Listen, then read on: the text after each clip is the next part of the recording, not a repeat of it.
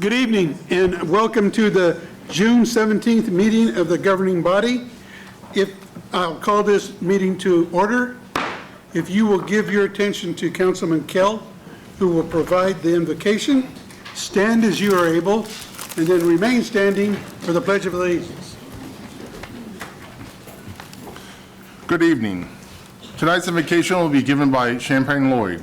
Champagne is the founder of the Champagne Lloyd Ministries, is currently the chaplain for the Topeka Police Department, as well as ministering at Antioch Baptist Church. She serves on the Breakthrough House Board, Topeka Public Schools Foundation Board, and the Minority Women's Business Development Board. She's a contributing author to several books, and in February 2022 authored her own book, which is worldwide and proudly housed at the Topeka and Shawnee County Public Library. The name of the book is Queening, a 30-day devotion designed to straighten that crown. Pastor Lloyd has hosted the first ever Topeka International Victorious Women's Retreat in September of 2022, and diverse women from all over the state were in attendance. Pastor Lloyd dedicates a great deal of her time to helping others by supporting and connecting with different organizations throughout our community. She believes that nobody can do everything, but we all can do something. Understanding working together in the community is the real way for change, and can't help but enhance the quality of life for everyone who visits or calls our city home. Ms. Lloyd. Hey, y'all. Good evening, governing body and community. A word of prayer. Lord, thank you so much for this time, this meeting of the minds. There's no greater honor than to serve people, and there's no bigger responsibility to represent a people outside of yourself. So I ask you now that you be with us in this meeting. I ask that wisdom, bravery, strength, and courage go forth for every decision that's to be made that directly impacts every district. And as we better every district as a whole, everyone will be proud to call Topeka home. Amen. I pledge allegiance to the flag of the United States of America and to the republic for which it stands, one nation, under God, indivisible, with liberty and justice for all. Thank you.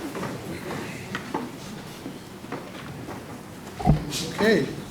On the agenda, Madam Clerk, roll call, please. Mayor Padilla. Here. Councilmembers Hiller. Here. Valdivia Acala.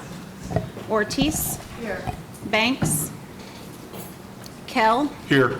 Miller. Here. Dobler. Duncan. Here. Hofer. Here. All right. We have 7 present. Thank you.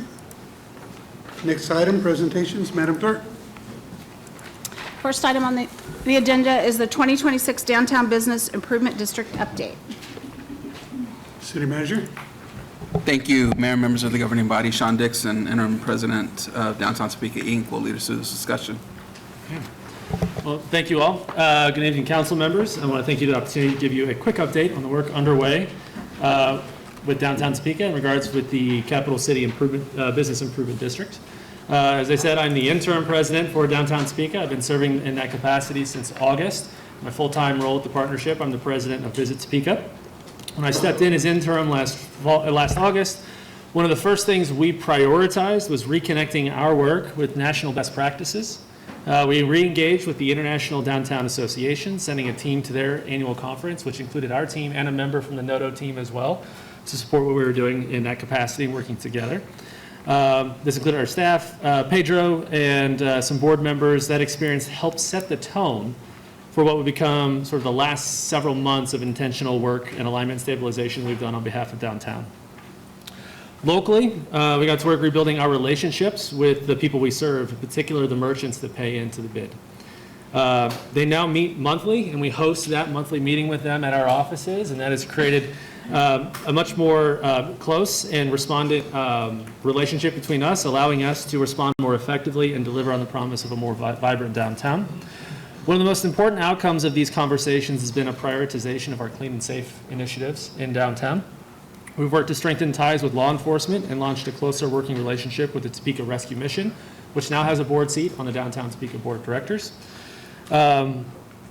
This partnership is part of a broader effort to ensure that real-time communication and coordinated responses between the BID, law enforcement, and our staff ensure that things like vagrancy and public safety concerns are managed as quickly as possible and in real time as possible. And I want to thank law enforcement for working so closely with us on that effort.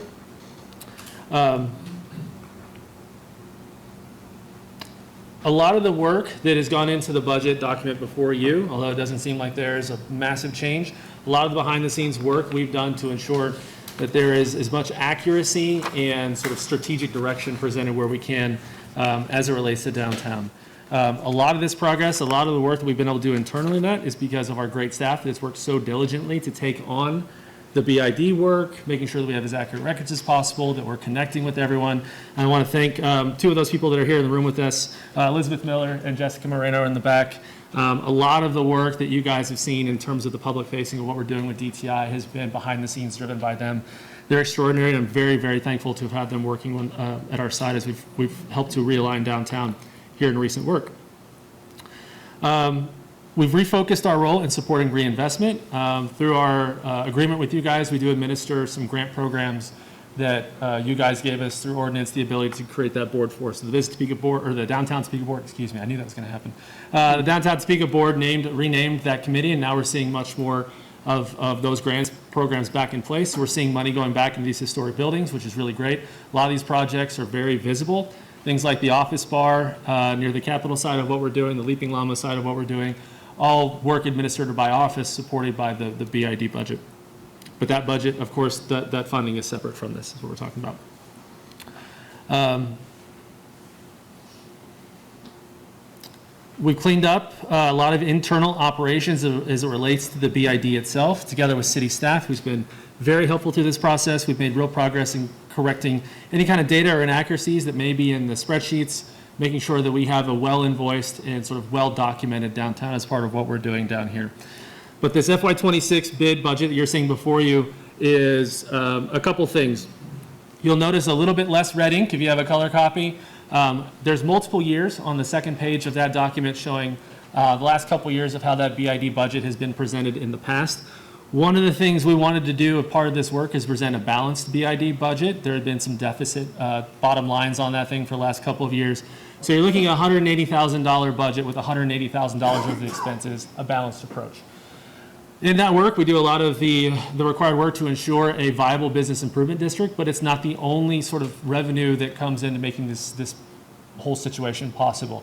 The overall downtown Topeka budget is supported by the BID, but then augmented by our private fundraising at the partnership. That is our membership sales, that is our sponsorships of downtown activities, various activation funds, all kind of coming together to make this thing work. And I do want to also kind of draw a layer stack of the additional things that make downtown work. Not only our private fundraising, this BID, but the Tourism Business Improvement District, which you've already heard about from Kurt Young, contributes significantly to the vibrancy of downtown, providing the operational funding for the plaza.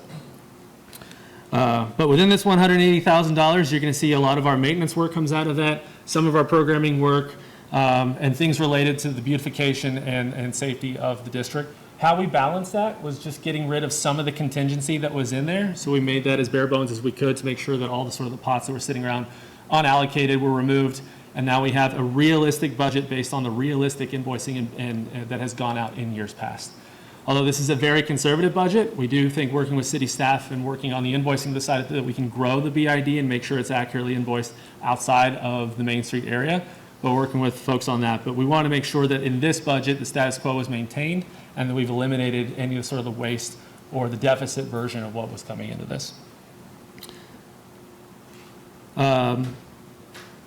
Going back to what I described in our work with the International Downtown Association, one of their key recommendations in meeting with their staff about how things were going in downtown Topeka, they really thought we needed strong leadership running downtown Topeka. Someone with experience, someone who's tied to the industry, and someone who can bring, as I like to say, batteries included to the operation that we're running down there.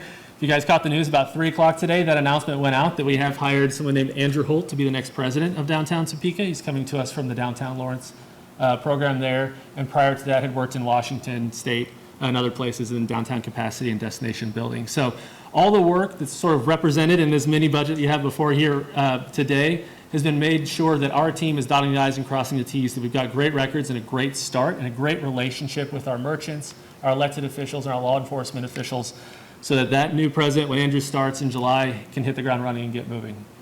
And with that, that brings sort of the conclusion to my tenure as the interim here in July when he starts. It's been a pleasure and wonderful experience, and I stand for any questions on how this works.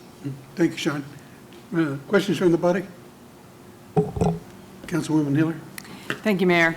Not really questions. I just want to shout out to Sean. You did a great job. Jesse, it's wonderful to have you there. I represent downtown. I spend as much time as I can at the merchants meetings and the DTI meetings, and it's been exciting to see the small merchants especially, who are right there, boots on the ground, front windows on the sidewalk in the district, coming together. And I'm not sure anybody had any doubts, but everything that Sean mentioned about the staff, and we've got great staff and partners that keep downtown clean and work on the vegetation and so on.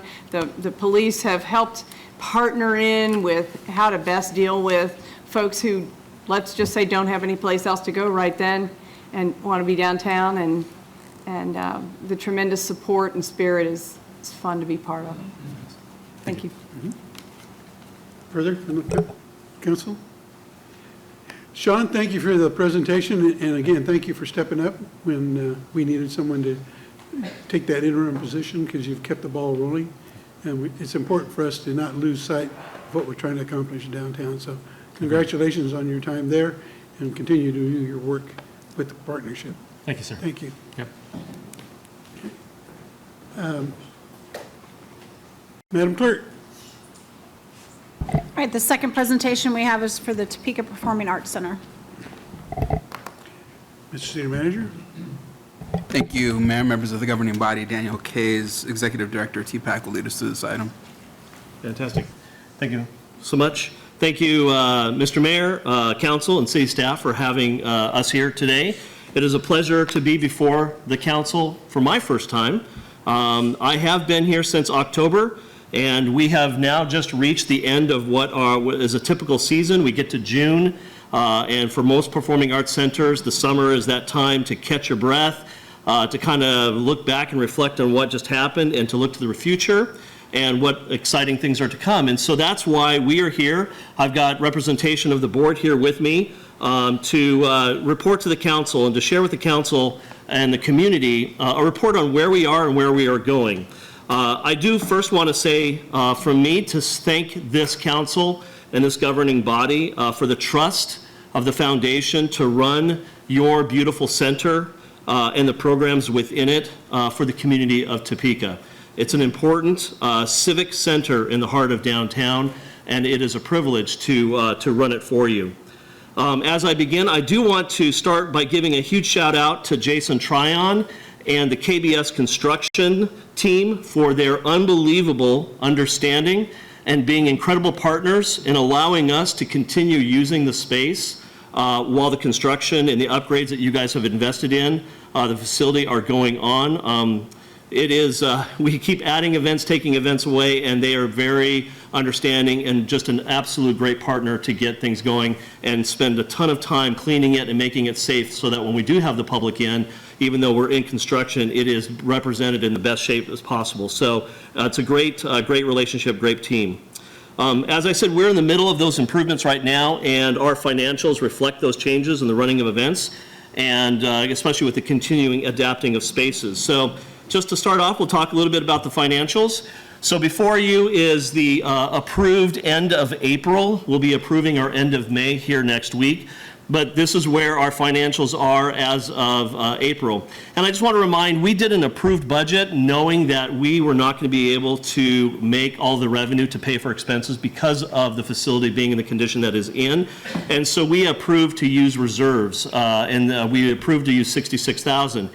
in our budget, we figured we were going to be pretty much around that 69, 66,000 as of April, forecasting out when we did the approved budget. But I'm coming before you to let you know that we're actually only 23,000 forecasted at the end of the year. We are being very conservative and fiduciarily responsible in our spending. We've had a few more events pop onto the books. I'm going to be talking a little bit about the upcoming programming and sponsorships. And with that all being said, we are on track right now to be about 23 in reserves. And frankly, I believe we're actually going to be in the black. But I'm going to stay conservative and say we're right now at 23,000. But things are going very well. So just kind of what that looks like in events. In 2000, this is our calendar year, our fiscal year, 2025. I think by the time we get to December, we'll have 106 official event days. That could be rehearsals, load-ins, performances, meetings. For-profit-wise, that represents 26 for-profit. Right now, there are 6 future holds in the fall by for-profit promoters. Not all of those are going to land. I'm pretty sure at least 1 or 2 may land. I think we'll end up being probably around 22. But right now, there are 6 promoter holds. 77 nonprofit youth-oriented events, which is our mission to run this venue for you, to make sure that we're accessible to the community and have that available for the community. And then you'll see TPAC Live, which I'll talk about in a second. And in this fiscal year, there are 3 events.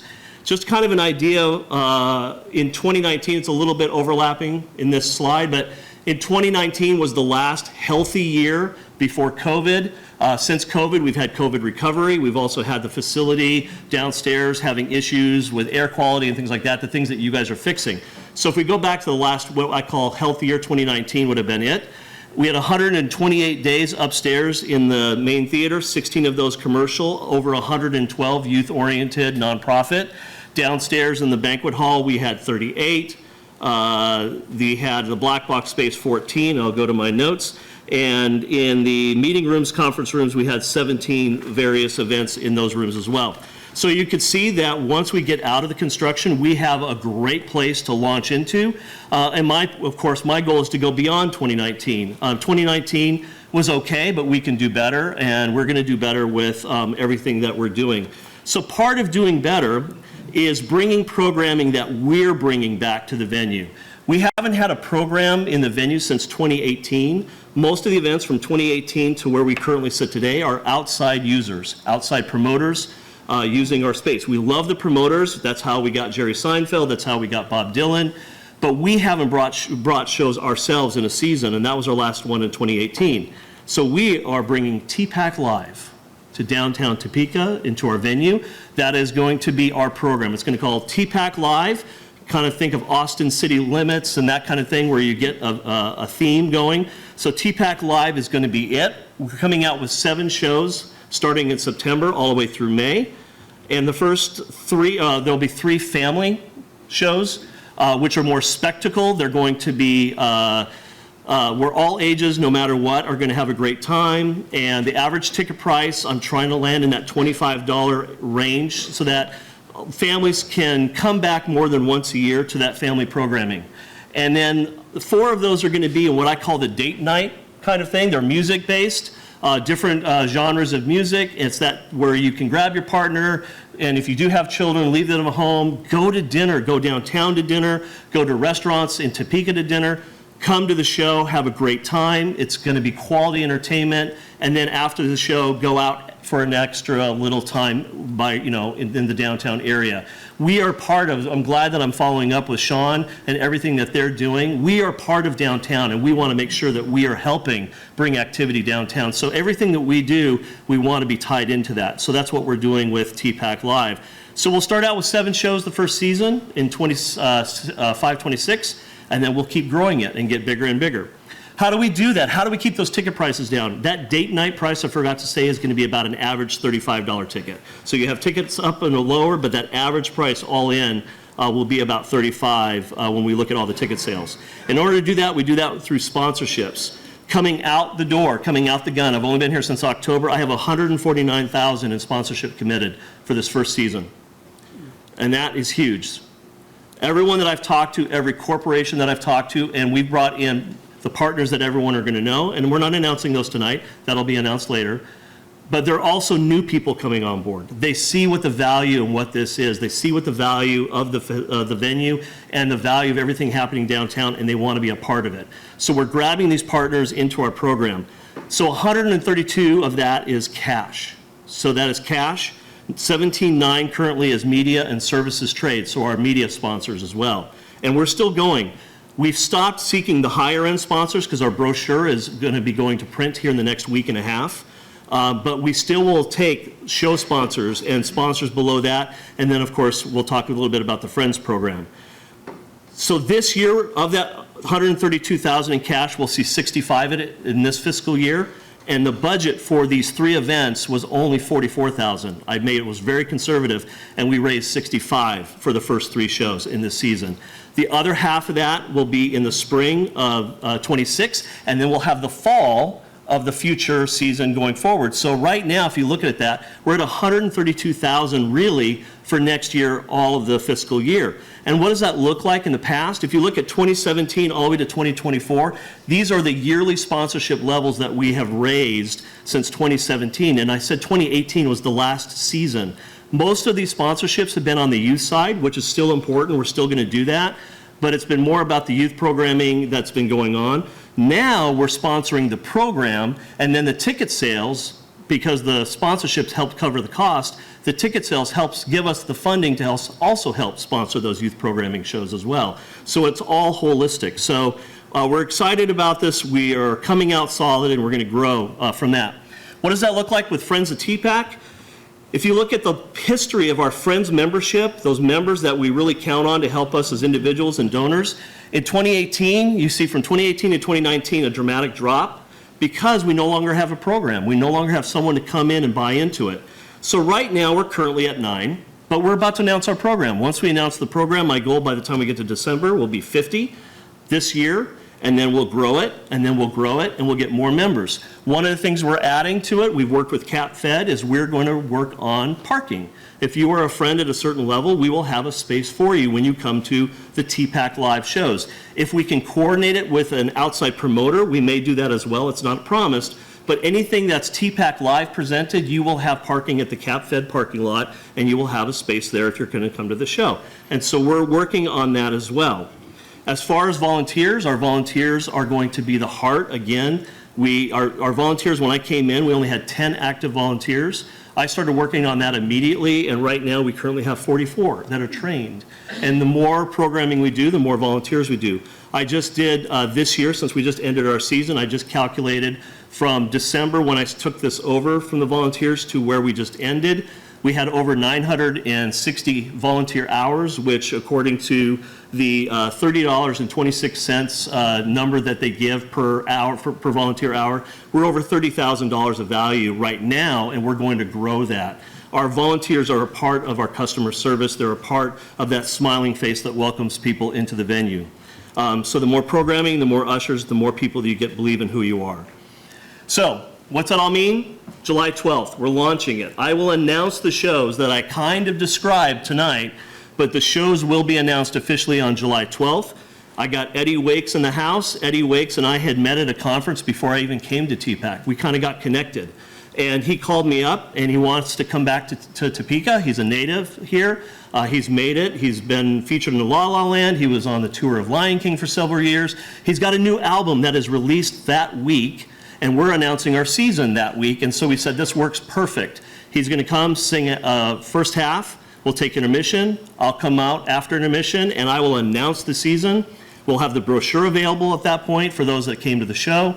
We'll actually start selling the tickets after Eddie's second set, so he'll do his second set, and then we'll open the box office and start selling tickets. We're selling subscriptions, and they're basically by a number of shows. It's not by series, but if you buy 3 shows, 4 shows, 5 shows, 6 shows, all 7 shows, the percentage of savings gets greater the more shows that you do. And so it's exciting. I invite not only you, the council, and also the public to please come to this event. It's only a $35 ticket if you come to the box office and not buy it online. We are taking the curtain and we're going to bring it down and we're going to make it very intimate. We're doing about 600 people, just intimate up to really give Eddie a really good audience right up close. And he is going to have a great concert. He's got a 7-piece band, and we're just going to have a great time. So I hope as many people can come as possible. And I thank you for your time, and I can take any questions. Great. Thank you, Dave. Questions from the body? Comments? Councilwoman Hiller. Once again, no questions, but TPAC as well is in District 1, but it's everybody's as well. And Dan, it's been great to have you here. It's been great to hear what you're saying. For people that don't know, what happened in downtown as well as at TPAC is those boards really came together and they picked Dan. And that matters. It's fun to see you connected. Something that the council worked on in the last year was to add, just to go out a block so that TPAC could be part of the common consumption area. That's part of linking together with downtown and the other businesses that I'm really happy to see, and I know it's just part of that chemistry that keeps you going. So thanks for being here, and thanks for the presentation, all of you. Fantastic. Thank you very much. Deputy Mayor. So I was messing around on the website a little bit. When you get the Friends of the TPAC going again, please let us know so we can help spread that word. Because that's the first thing I went to is go look at that. As of right now, it's not up and We're running. building it, yeah. It's all being announced July 12th, yep. But also the same with the shows. Just please let us know, and then we'll like I use my social media a bunch to try to get things out like that when I do see things like that. So the more anyone lets us know about anything, the more we can help spread the word on events here, because it's one of those things where we're having some great progress with our renovations with downtown altogether. So we need to start driving it back towards downtown so we can see the benefits of what's been happening in the last few years. Fantastic, thank you. Councilwoman Hofer. Okay, if I want to be a friend, how much is it? How much is it? Well, if you want no perks, just $100, that gets you phone priority, gives you, announcing when shows are on sale and things like that. But then you got to get to $250 in order to get that parking. I only have 200 spots, so.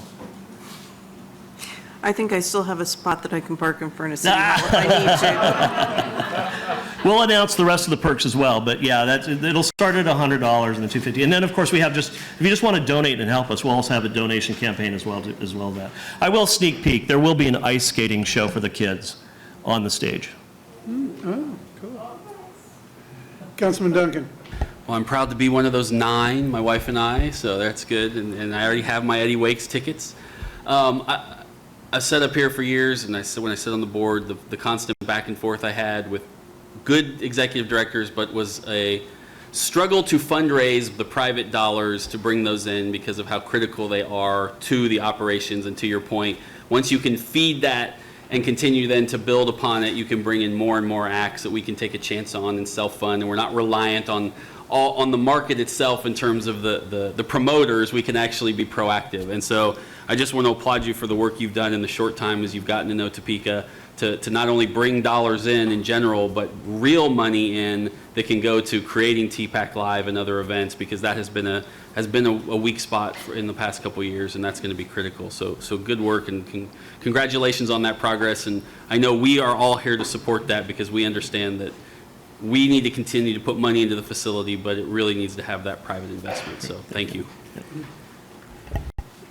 Dan, I want to compliment you too, as you mentioned that you are part of downtown, and to be so collaborative and to bring that connection forward, because sometimes it seems like it kind of got off by itself. I think it's a good idea. I think it's going to work well, and I'll probably show up for that live, because that sounds like fun. Yeah. Yeah. Good job. Thank you very much. Thank you. All right. No questions? Thank you, sir. Thank you very much. Okay. Yeah, agenda item 3, Madam Clerk.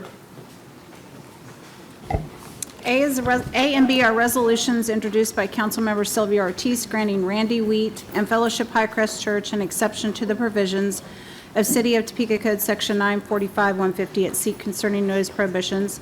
C is a resolution introduced by Councilmember Marcus Miller granting David Vincent an exception to the provisions of City of Topeka Code Section 945-150 at seat concerning noise prohibitions. And D is a list of 12 off-premise cereal malt beverage license applications, and staff is recommending approval. Okay. We've heard the consent agenda. There's a motion to approve by Deputy Mayor, second by Councilman Duncan. Is there a vote? Ready for a vote? I'm sorry. Sir? On 3C, who's this Councilwoman Hannah Nager lady? 2 weeks in a row. What is he talking about? What is it? 3C, what are you talking about? Do you see your name? 3C, It says Marcus Miller on mine. for the I'm messing with you. The contact person at the top. Oh, okay. I'm just trying to Details, find devils mine. in details. I've got your name down on my copy. Yeah. That's what it says in the agenda. Okay, well, I'm sorry, hold on, it's frozen. Yes. Yes. Well, I think now you freaked the clerk out enough, the system's frozen, so we apologize. Just like I don't know what it's doing. The resolution itself is correct. I was like, what is he talking about? Okay. Okay, I'm sorry, can we take a verbal vote? I don't, Okay. Got a motion to approve in a second. Brenda, can you do, okay, you got it? Yeah, there we go. Okay. Now the machine's up. okay. Is that, all right, there we go. We got one, two, there we go. There we go. Okay, please wait. Who's not voting? Okay, it passed, sorry. We have 7 yes, the motion carries. Thank you. There we go. Madam Clerk, Okay, great. That's all right. when you're ready, action items? Yes. 4A is a resolution introduced by City Manager Dr. Robert M. Perez, setting the public hearing for consideration of the adoption of the Topeka Tax Increment Financing District, TIF Project Plan, 30th and Topeka Incorporated at the northeast quadrant of Topeka Boulevard and 30th Street in the Topeka Redevelopment District. City Manager. Thank you, Mayor, members of the governing body. Rhiannon Freeman, our Director of Planning and Development, will lead us through this item. Thank you. Good evening, Mayor, members of the governing body. So if you'll recall, last week, I came before you setting a public hearing for 30th and Topeka Boulevard for a public hearing to be held on July 15th for the establishment of a TIF district. So tonight, we're coming forward with the second process in that, so a resolution for the approval to set the public hearing for August 12th for the actual project plan of what will go inside that district. Okay. Be happy to answer any questions. Any questions for Rhiannon? Is there a motion from the body? So moved. Motion to approve by Councilman Miller. Second by Deputy Mayor. You ready to vote? Okay.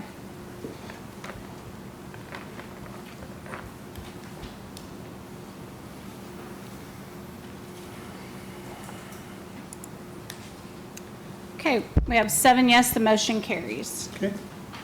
Thank you, Rhiannon. Madam Clerk, action item B.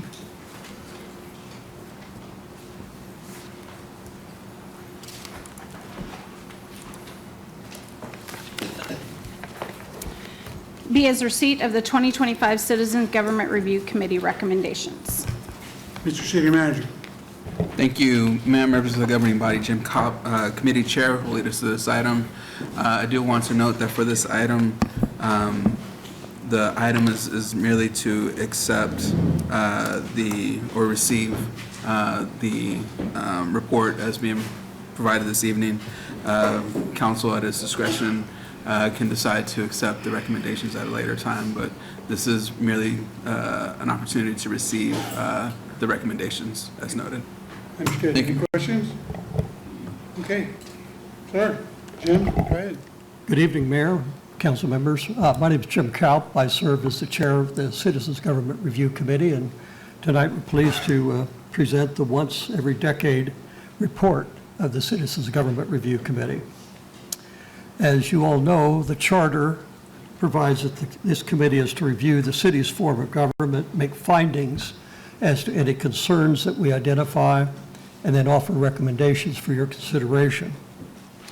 I got to warn you here, if my voice goes up in volume, don't be alarmed, don't be upset by that. I suffered a bit of a hearing loss earlier this year, and it's not yet been resolved. So sometimes I have to yell to make myself heard. Okay? So I'm not meaning to be offensive, not intentionally. You all appointed the 6 committee members last December, but let me just introduce them once again to you. We have Connie Jacobson, who served as the vice chair, Brian Brocksterman, Champagne Lloyd, who you've seen several times already tonight, Tamara Martin, and Zach Surratt, who is here to assist me and do the PowerPoint because I'm not smart enough to do a PowerPoint by myself. The committee met over, you don't have to agree to that, the committee met 11 times over the course of 4.5 months. And we had over a dozen conferees, and those were listed, I think, on page 2 of the report. I want to thank in particular and point out in particular a couple of those conferees, one being our good friend Jim Reardon, former city council member, who served as the chair of the previous iteration of the review committee back in 2014. Another person to single out, another conferee, is Professor Hannes Zacharias, who was a former city manager, former county manager, very, very deeply steeped in local government, and just very recently retired as the professor of practice at KU in the MPA program. So we had those conferees. I would like to report to you that we had lots of input from the general public, but that would not be the case, unfortunately. The report format that we have is simple. We have our 7 recommendations, and followed by behind that, some context for each one of those recommendations.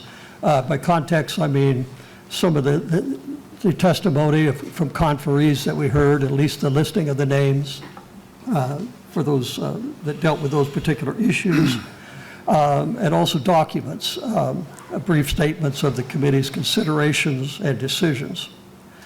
And importantly, to me, and hopefully for the public and you all, anyone that wants to delve into the work of the committee has access at the website that's listed in the report to see not only the documents that we had, the memoranda that we looked at, and the various other documents that the committee had, but also the video of the meetings that we held. So it's all readily available on the website. What I propose to do tonight, Mayor, is to show each of you, each of the 7 recommendations, provide a little bit of comment on each, and then stand for questions. So we have the first finding and recommendation is the one that's most on point in terms of the charter mission of the committee, and that is whether or not there should be some we recommend structural change to the city government, the city manager form of government, and we do not. We had virtually unanimous input from conferees and few members of the public that we had in support of the city manager form of government, and so we recommend that the present structure be continued. What criticism that we did hear seemed to be relating to the high rate of city manager turnover that Topeka has experienced in recent years. Programs and initiatives that would be supported and promoted by one city manager might get lost or delayed when a new city manager comes on board. Conferees expressed hope that our current city manager will provide stability and continuity for Topeka, and the committee shares that hope. Issue number 2 relates to the elections of the council, its terms and representation. The committee looked at the city council size, terms of office, term limits, and the ongoing issue, it came up in 2014 and earlier than that, as to whether or not to have at-large versus district representation or some hybrid form. The committee considered all those issues, and we come back with a recommendation of leave them alone. No change is warranted. So we recommend no changes to the charter for those topics, but we do recommend the charter be amended regarding Section A2-23, which has a heading of council districts. And specifically, that section relates to the Commission of Electors, which establishes every 10 years council district boundaries. We recommend a 10-member body with 1 member from each council district, and the 10th member, the chair, being appointed by the administrative judge of the municipal court. We also recommend Section A223D6 be deleted. That is the provision regarding taking into account a council member's home address when doing the redistricting. Issue number 3, we're going to call the follow-up procedures. And you'll see there's some detail in the report as to what's being proposed here, but let me summarize it. The committee heard from conferees that city commission studies, consultants' reports, requests by civic organizations, and in some cases by the members of the public, are too often put on the shelf or postponed or languish and without explanation as to why they haven't been implemented or dismissed, some final action, some closure. So the committee offers a formal procedure for the city to follow to ensure that recommendations coming from those bodies or from citizens don't fall through the cracks. The procedure involves collecting and categorizing correspondence, designating responsible parties at City Hall, setting deadlines for feedback, creating an action plan that distinguishes between critical as opposed to lower priority issues, scheduling reviews and encouraging continuous feedback, all of this leading to a final report that goes to the governing body. Fourth issue, interlocal cooperation. Everyone, of course, is for interlocal cooperation. It's motherhood, apple pie, taxpayer dollar savings. And Topeka has engaged wisely in interlocal cooperation over the years. You look at the library, look at other ventures that between the city and the county in particular. The committee just wants the council to ask the question of whether or not there are other opportunities out there for interlocal cooperation, not just with the county, but it could be with townships, other cities, it could be other counties. Lots of possibilities out there. So we recommend that the governing body and the Board of County Commissioners meet on a regular basis to consider matters of mutual interest and to have those matters and to see whether those matters can be addressed by working together. We also recommend that the city examine the local government agreements that are filed with the Secretary of State's office to see what other cities have done with other local units of government. And again, it's not just city to city or city to county. There are agreements with townships, with fire districts, with rural water districts. It's any local unit of government. And then finally, we are recommending that the city create a joint city-county body, obviously with cooperation with Shawnee County. That body would make recommendations for interlocal agreements. The fifth recommendation relates to city auditor. And the committee recommends that the charter be amended to create the office of city auditor. We recommend an auditor appointed by the council who is charged to conduct both performance and financial audits with some direction from a council audit committee. The auditor would advise the mayor, the council, and the city manager. We have a number of reasons for this recommendation, including the issue we've already brought up to address the concern that's been expressed by others as to the need to follow up on studies, reports, suggestions, initiatives from civic groups, citizens, and so forth, but also to provide independent professional assessments of the performance of city programs and services, and in some instances to examine specific financial issues. An audit function in City Hall can not only save taxpayer dollars, it can operate to increase the level of trust that the citizens of a community have with their city government. We would note that the city of Topeka is the largest city in Kansas without a city auditor. Would also note that there are important and readily accessible resources available to the city for its consideration of whether to create the audit position and how to set it up, including model legislation and a lot of really hard data. And you could look to not only other cities in Kansas, but also to the Association of Local Government Auditors and the Advocacy Committee for that association. The sixth recommendation relates to the Government Review Commission itself. In the hope of creating greater council ownership of the review committee and hopefully more public visibility and more public participation in the work of the committee, we recommend the charter be amended to increase the size of the committee to 10, with one member appointed by each council member and one by the mayor. Finally, our seventh recommendation relates to the role and ethics of governing body members. Section A225 of the charter states that the council, quote, shall have no administrative power.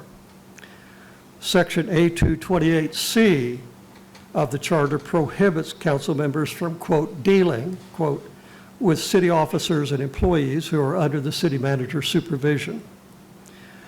The committee understands why these prohibitions are in the charter. They are essential to maintaining the city manager form of government. We also understand that those who drafted and adopted these sections knew what they were doing and why such strong language was used. The committee heard testimony alleging that at times in the recent past, and possibly continuing, these charter prohibitions are ignored. For whatever reason, the charter provides no means of enforcing its terms.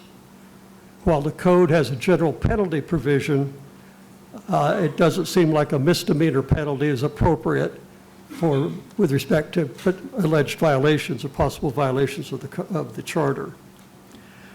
So the committee majority recommends a very modest measure to discourage intrusions into the city manager's authority, and that is to amend the charter to require council members to make written affirmation of their proper role and understanding of the prohibitions against intrusions. We further recommend that that understanding be refreshed annually, and we note that if intrusions are identified in the future, the city might respond by, this council might respond by forming an ethics committee, as some other cities have done. So Mayor, that's the 7 recommendations in a nutshell, and I'd be glad to answer questions anyone might have. Thank you, Jim. Again, as the city manager stated, this evening our job is to accept your report and then take your recommendations under consideration at another time. But while you're here, are there any questions that you'd like to ask Jim or any of the members of the committee for that matter? Deputy Mayor, and then Councilwoman Hofer. I really like the interlocal, the Topeka and Shawnee County meeting. The 3.5 years I've been here, I don't think I've had anything where something we might work on that they brought to us and said, okay, this is what we're doing, or what do you guys think? To me, I think that'd be something, a quarterly meeting would be great to start getting on the books. So we have that, so we can go over the things that we work on together and not just being one side or the other's decision-making process totally. Because if we're supposed to be working together, we should be making decisions together. Yeah. The city attorney can certainly advise the council on the state law that you operate under when you do interlocal cooperation. It's a very broad, very liberal grant of authority to local units of government. And many communities, particularly when you're dealing with fiscal problems, have figured out that cooperating with personnel, equipment, and so forth, that you can save the taxpayers a lot of money. And then on the city audit, is that more of a citizen liaison is what you're describing, or is that, because to me, the way you described it was more of a citizen liaison, not necessarily looking at accounts and things like that with the auditor we already have. It's kind of following up on things that the citizens might bring us, or the boards or commissions might bring us. So that to me seems more like a citizen liaison to this situation. Well, it'd be an internal process at City Hall to make sure as issues arise, they're brought forward, whether it's by a civic group or citizens and so forth, that there is a very clear process for the handling of those issues. Again, whether it's coming from a consultant, a citizen, a civic group, and that there's closure. I think the conferees that we had were coming to us and saying, well, we have great ideas and they aren't adopted. What they're looking for is closure. If there's a recommendation that's made by a consultant and it's adopted, the consultant study is adopted, but then nothing follows through on that is frustrating to some folks. And it's just a matter of closure. If you adopt a report and then subsequently determine that the recommendations are not appropriate for whatever reason, then have closure to it, have a record that shows that the matters were considered, and for whatever reasons, whether it's financial or circumstances change, but the issue is now, there's closure brought to that issue in that study. And if I may, when we heard about this, we understand the city does annual financial audits. Think more performance audits. Okay. Evaluating the programs, making sure that they are effective and efficient, use of taxpayer dollars. We hear a lot about that we don't know where taxpayer dollars are going. A lot of feedback talked about, is this really where we need to be spending our money? This would be a way, and this would be a person that answers not to the city manager, but to the governing body itself, so that wouldn't be a part of the regular city staff, that would be able to, when you get a citizen concerned about why are my dollars going, or how are my dollars used at the planning and development department, what happens there, are they effective? You all have the ability to then go to someone that isn't just a financial auditor to really fully understand the decisions that you all make every day. Thank you, and thank you all for serving on the committee and spending all that time you did with it. Thank you. Councilwoman Hofer. Thank you. Okay, first I'm going to tell you, Brett, if you get a chance, go back and listen to the meeting where I believe he's the auditor for Johnson County, came and spoke, and he did a very good description of what an auditor does. That was really informative to me. And I'm sorry I only made it to one meeting. I listened several times online or the replay. One that I missed was on the, what do I want to say? When we draw the lines for city districts? Redistricting, that's the word. That was my spot last fall. So this is a little near and dear to my heart. So I was wondering why you picked, for the 10th person, why you picked the administrative judge to pick that spot. I didn't understand that one. And would they be a voting member? I think the thinking of the committee was to have a chair that was not associated with the council and not be, to bring at least the appearance and hopefully the reality of being totally divorced from the politics. I mean, it's inherent to drawing council districts that there are politics involved. So you have a chair that is not, somebody who's appointed by the judge, not the judge himself or herself, but somebody that would be charged with keeping people in line, not letting politics control all the redistricting process. I'll say that in the research that we did, we found that, because I believe this was one of the ones that I did a little bit of research on, trying to find out what was best practice with cities, researched a lot of redistricting committees, and that seemed to be a common place. Was the chair was appointed not by a member of the governing body, but by an administrative judge. That way, like our chair said, it kind of gives that thought of removal where it's not just the council picking people to sit on a board that then get to decide how those councils are divvied up, and then again a lot of conversation about incumbency, that decisions are being made with home addresses in mind, We want to make sure that redistricting at all levels is fair, equitable, and nonpartisan. But our jurisdiction was just our local charter, so we wanted to I think we provide that understand input. why the provision was put in the charter in the first place to I would say the word protect, or take into account the home address, is that it's not an uncommon thing around the country to, when you go through the redistricting process, is that you try to eliminate somebody. And I'm confident that that was the motivation back then. But it has resulted in some,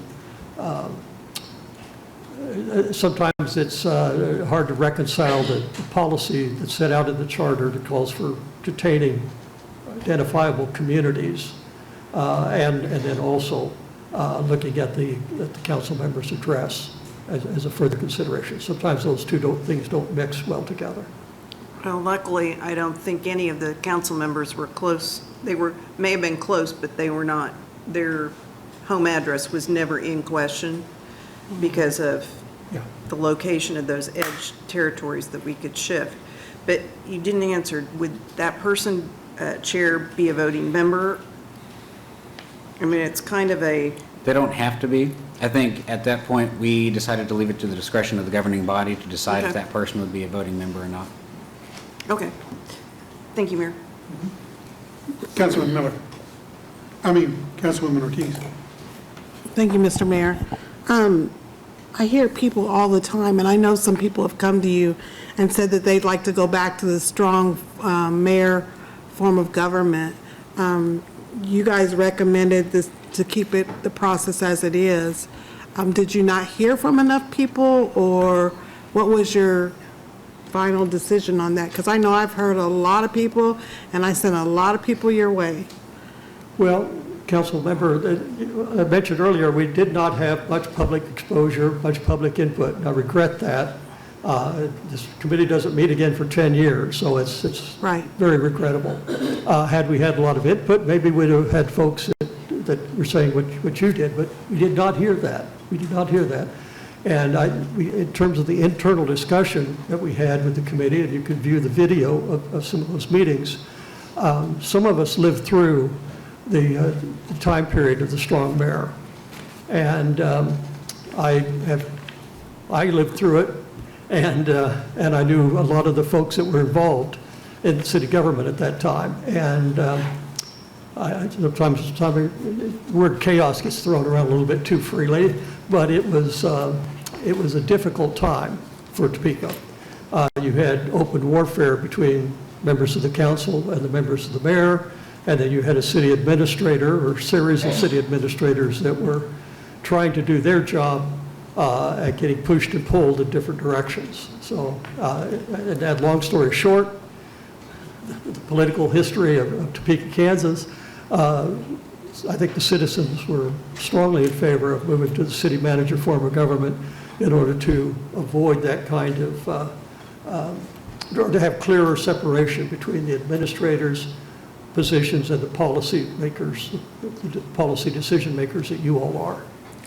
Was there any discussion about the mayor, I think it was 5 commission at that time, like a water commissioner, planning commissioner, like it was back with Mr. Alexander? Because I've heard different people say they'd like to go back to that form of government. There was no discussion of that as well? Yeah, council member, excuse me, okay, I need a translator. Okay? That's all right. Did we talk about if we need a water commissioner or to separate those positions out?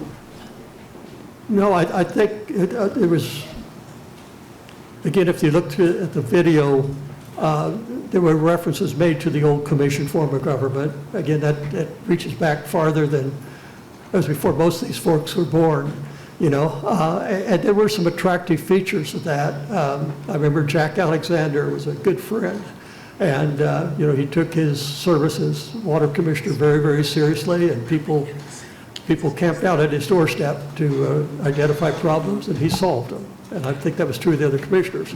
But, you know, and I know Topeka was about the same size back then in the commission form of government as it is today. But I think the complexity of city government has moved far beyond what the old commission form of government could handle. I think the comment that I've heard is some people, they know where to go, as opposed to now they feel like they don't know where to go, with those 5 commissioners. Yeah. That's okay. That's okay. Thank you, thank you. Just for reference, we only heard from one citizen on actually advocating for the change back to the strong mayor. Everyone else was either had no position or were strongly in favor of keeping the form that we have. Okay, thank you. And thank you for serving on the committee. Thank you.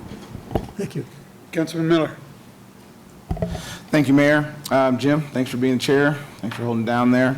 Connie, Brian, Champagne, Tamara, and Zach, appreciate your efforts in committing to the meetings and getting this information to us. I listened in on the majority of the meetings. I didn't speak at a lot of them. I just wanted to listen and see how things are going on. And I wish we had more people participating at that type of level, looking at how we do things more than we do right now. So I appreciate your efforts there. I have a quick question because I was very curious about the code of ethics thing. Is it the citizens' opinion or the opinions of the committee? Because clearly the city manager gives the direction or gives he's the boss of the city staff, correct? I'm very glad that I brought a translator with me, okay? That was a Yes or no, retourical that question, really. The city manager is the boss of all city staff. Yes, yes, absolutely. Okay. And council members represent the city, okay? Represent the citizens and represent the people in their district, correct? Sure. Okay. So if council members have a question, all right, if a constituent or I have a concern, how would the council members get that information if not solely going to the city manager?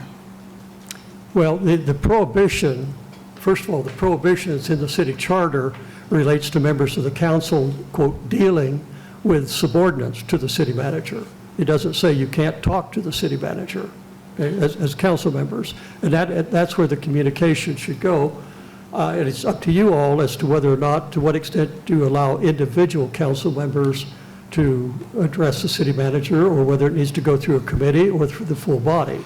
I think in my experience, I've practiced municipal law for over 40 years and dealt with a lot of cities. The norm is for elected commissioners or council members, you talk to the city manager. The city manager can sort things out as to whether or not, what to do with the information that's given by an individual. Some cities will try to limit that communication so that you can approach a city manager through a committee or within the full body.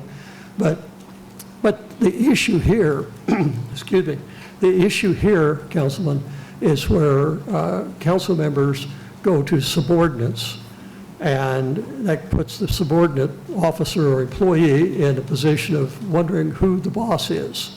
You know, they have 9, in the case of Topeka, do they have 9 bosses, and the mayor and the city manager that they respond to? Who's given the orders? Like I said, I inflicted on these folks my personal history quite often, to the point of they're tired of hearing about it, but I've worked with cities and counties across Kansas for over 40 years and dealt with a lot of city managers, and I know it's a common issue, and it can be very disruptive to the city manager form of government when you have elected officials dealing with the subordinate officers and not through the city manager. You know, you have a city manager and you have everybody else below the city manager. The city manager is the point of contact. Thank you very much for saying that. And this is not a situation that is currently happening. I'm just using this as an example. I'm not asking as if we're giving directions to, but questions about process, okay? So what if, in this scenario, say the problem is in the city manager's office. Why would I ask him about his problem to get the answers that I need? Just from your committee's opinion. Why would you ask the city manager that? Right. If the situation or my question or my red flag, or let's say, is with the city manager, not you, Dr. Perez, but just that office, that position, who would I reach out to in that situation? Well, I'm sorry, Councilman, I might not be tracking with your question, but you all hire and fire the city manager. So I think for clarification purposes, this recommendation was based not on conversations with the city manager, but more about city staff under the city manager. What we heard was that there had been instances, at least in the past, that there had been perceptions of undue influence from individual council members to specific city staff under the city manager, overstepping the city manager, overstepping city guidelines and the code of ethics that is given to everybody. Our recommendation here is not to necessarily amend any language, but to amend, making sure, we related it back to a company handbook. Everybody signs a company handbook when they're a new employee saying, I understand our code of ethics here at this company. What we're saying is we would like elected and appointed governing body members to sign their code of ethics that are adopted by the city council, that exist whether you like them or not, and you always have the ability to change them. But to just give that extra little bit of accountability to the public of Topeka, saying, we all, very specifically, my name is written down, I know what the code of ethics are. When a city staff has issue, there are ways to go through HR, through the city manager. We talked about what happens if, in the future, a city council person exerts undue influence on city staff, gives them direction, not just ask questions. We always want that transparency between our city staff and our governing body. But when it gets to be undue influence, when it becomes, I'll use as strong as bullying, we want to make sure that city staff feels that there's some accountability there, that they have not only a chain of command, but a chain of what happens next, how can you report your boss, is pretty much what we're getting at, and we're worried that there is really no way to hold everybody accountable outside of state law and the code of ethics that you all adopt. So this is just add an extra layer of, we would love to see some signatures every time there's a new person on this body saying, we know the code of ethics, I promise that I will not break the code of ethics, and if so, I know what the consequences are, whether it be sequestered, whether it be just a conversation with the city manager and the mayor, whether it be removal of office as far as getting to the attorney general or a district attorney's office.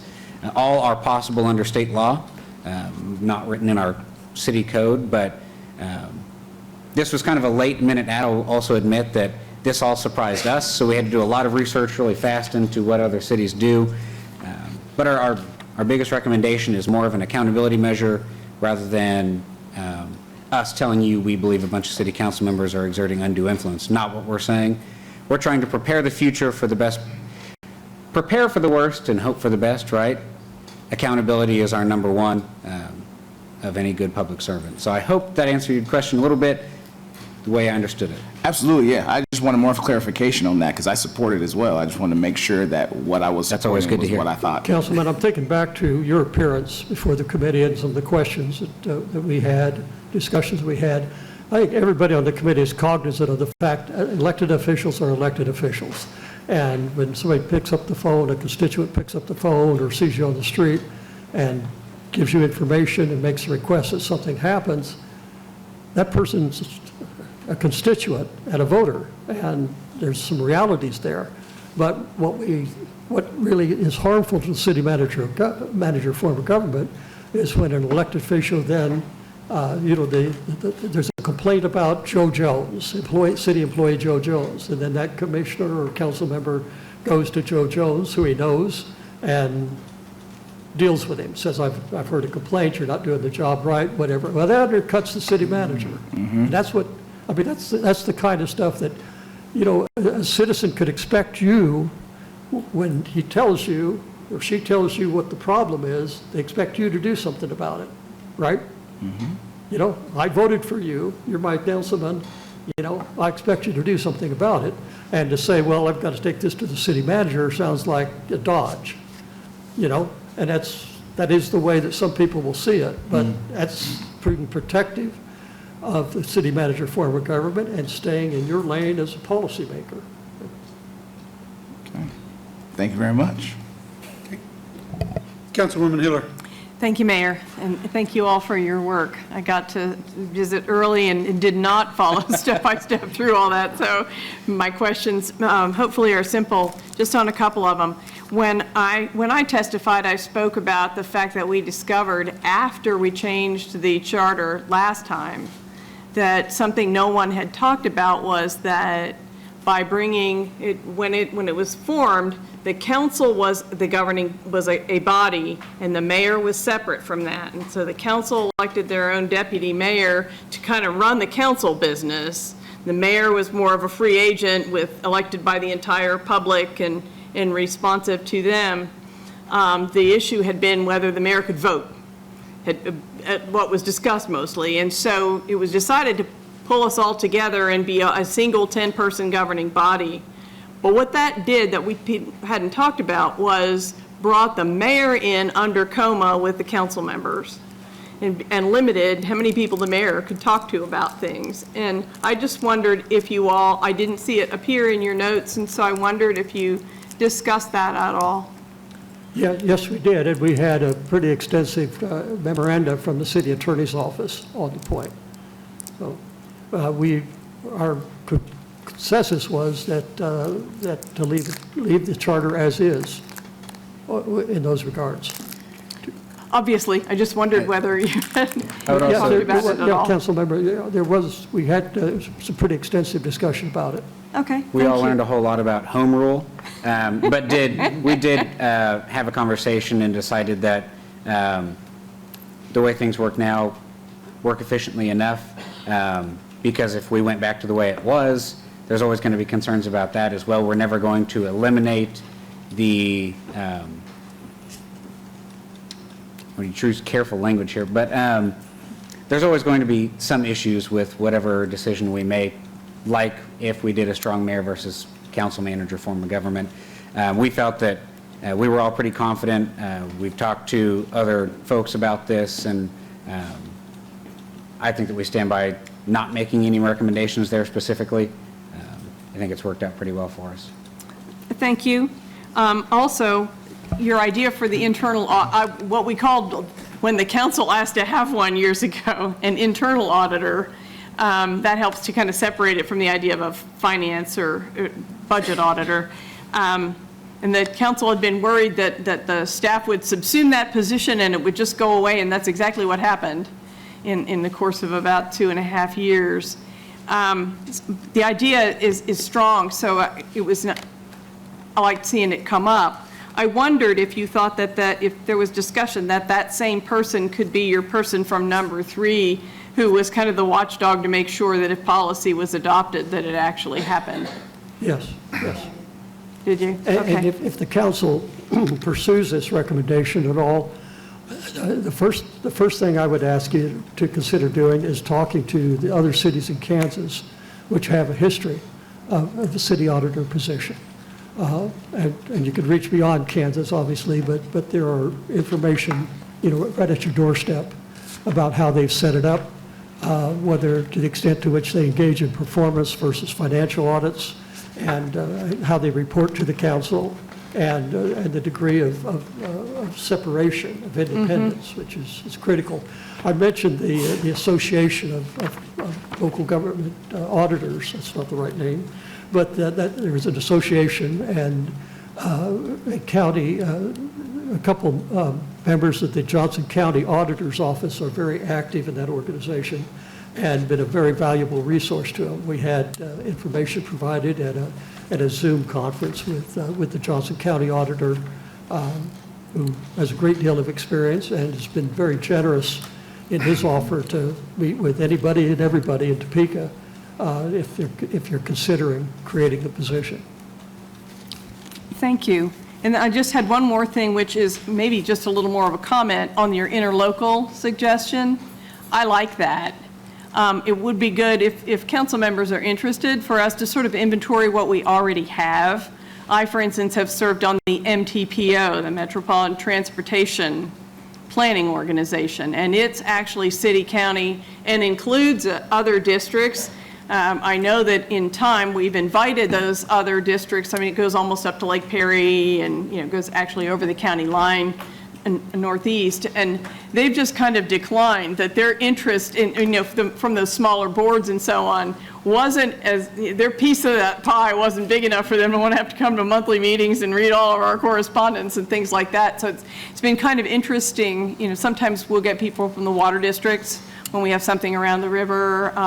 Actually, our riverfront group, which is not really a citizen group, our city group, is very diverse in terms of state, county, water districts, and so on.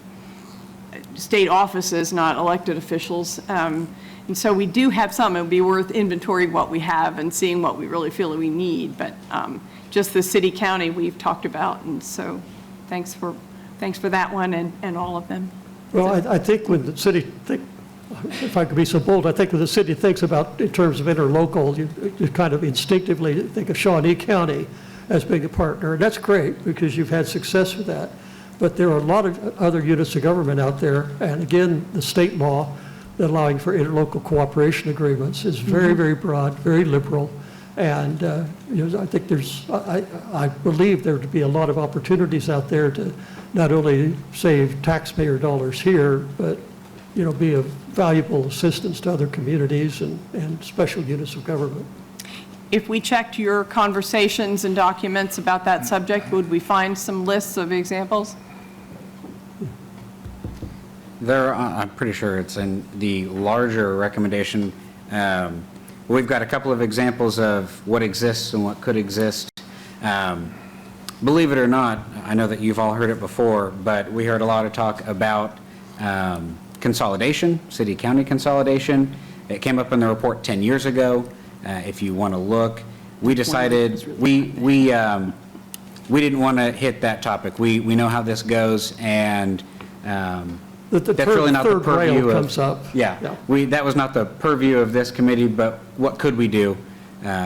We have a couple of examples in there, but there's a reason that we didn't recommend full consolidation. And that wasn't my question, but there, you know, what subject matter you thought we could do better? There is an Intergovernmental Coordination Council, ICC, that meets, and that includes the school boards, and so we have that too. And we did take that into account. You'll see that in the report, council member.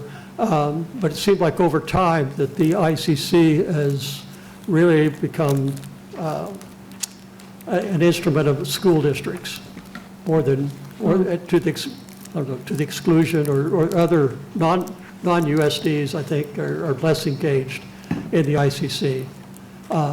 But it could be empowered. You know, you could use the existing body and empower it. But our thought was a clean start with a new body would be preferred. But any effort at all is, I think, would be fruitful. And just for reference, it is on page 15 of the report. We do recognize the Intergovernmental Cooperation Council, but give a list, non-exhaustive list of other areas in which we could find more cooperation. Yeah, I read through this one, but I thought, well, you know, that's some good stuff.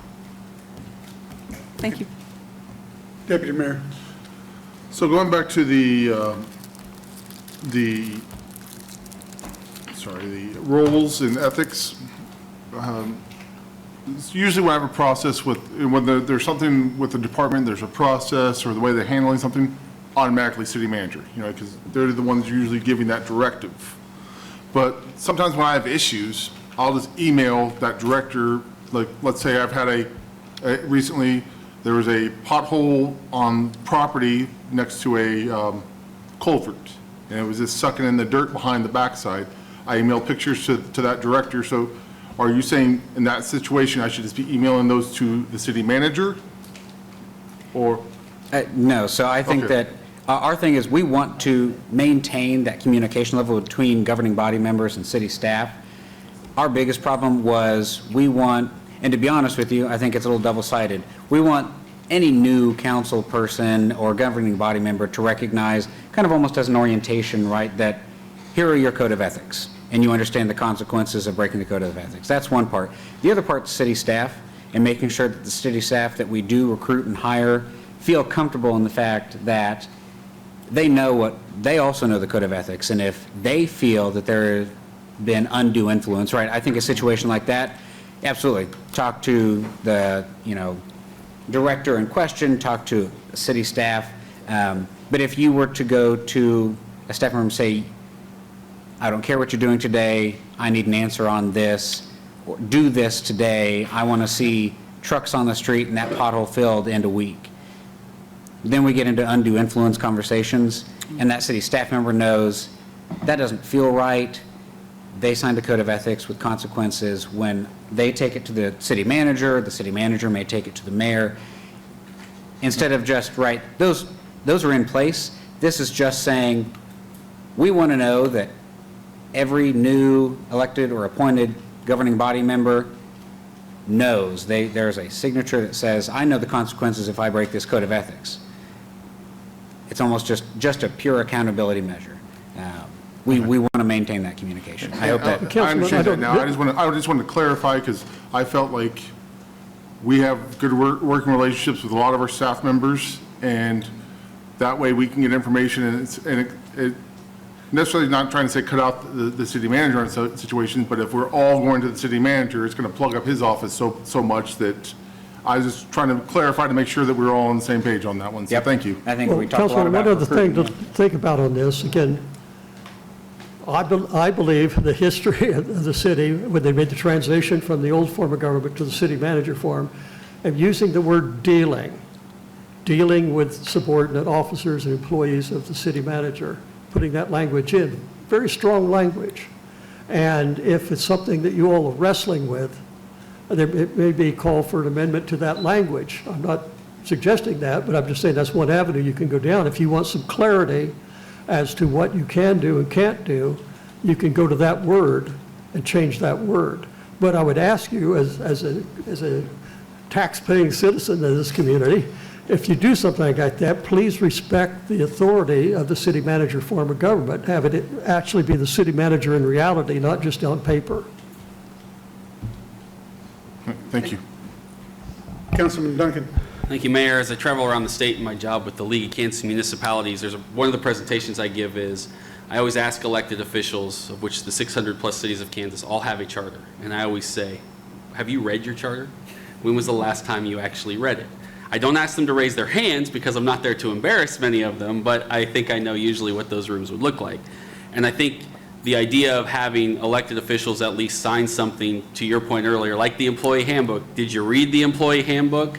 Is an acknowledgement when someone gets elected, yes, I read the charter, I understand my roles and duties, and some acknowledgement of that I think has a lot of value, because that is an issue everywhere across the state of Kansas. Mayor, what I'm about to do is not meant to stop conversation if people want to continue to have it, but this is an action item, so some motion is going to have to be made this evening of some kind. My motion is going to be to defer, make this an action item on our July 1st meeting, and let me explain why. I want to do that not because I don't like what's in here, quite the opposite. I want to do that to address concern number 3, follow-up. Because as I look back the last time these recommendations were made, some were kind of taken, some weren't. Maybe they didn't like them, and that's fair. But I'd like us, when we make this an action item and take a vote, I'd like some time and some other folks to decide what we then want to do with it, right? What mechanism do we want to use as a governing body to actually move it forward, as opposed to just say, great, thanks for your work, and then, to concern number 3, put it in the drawer, right? And maybe that'll be sent it to one of our committees, maybe it'll be create a new committee, maybe that'll just be have staff to go through and draw up what these would look like, whether they're ordinance or policies. But so I'd like to make the motion to defer to an action item to July 1, so that gives us a few weeks to contemplate what that would be, and we can include it in that motion when we make it on July 1. And I will just say, for everybody's information, we chose to make this an action item, not because we do want to see some of these taken into account, but instead of just a presentation and we get to walk away, we wanted a vote that you have received. You know that you received this. There's a everybody puts their name on, Yeah. right? Because again, follow-up, you're exactly right. Yeah. So that would be my motion, to defer to July 1 as an action item on that date, and then we can have an action plan at that time. For clarity, would you like to defer the receival to July 1, or whatever the date is? Defer the, Because we're just receiving right The now. receipt. Acceptance. Because today's sure. action is just to receive it. so I if got you. wanna- Yeah, however that has to be worded. Whatever the legalese is, I'm good. She got it. She got what I was, yep, we're good. Okay. So what is the motion then? So repeat the motion to receive and. Correct. The motion would be to defer until the first meeting in July, the receipt of the report. I don't know what the date is off the top of my head, I apologize. With the, if we want to add, with the goal of having an action plan. With the in goal of place. having an action on what you would like to do moving forward. Perfect. Can't we just move to receive it and then? We could. Yes. We can, We've heard the motion, is there a second? just don't give it a second, and then we can talk about it. There we go. No, don't give it a second. The motion dies for lack of a second. Okay. Now, I would like to move to receive this information today. okay. Motion to receive this the recommendation and report. Second by Deputy Mayor. You ready to vote?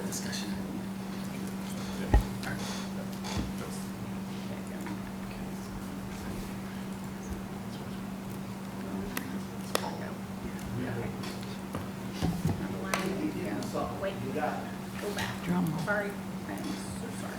Try this again. No, you're good.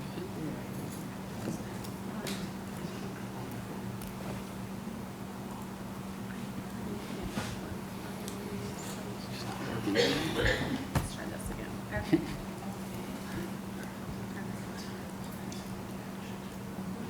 See you back on the discrimination already. Glitch. Madam Clerk, where are we? Second. So the motion was with. Motion was like, shut up. Okay. We're good.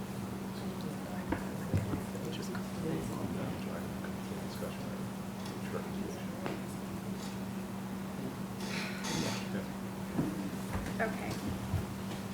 I am so sorry, I don't know.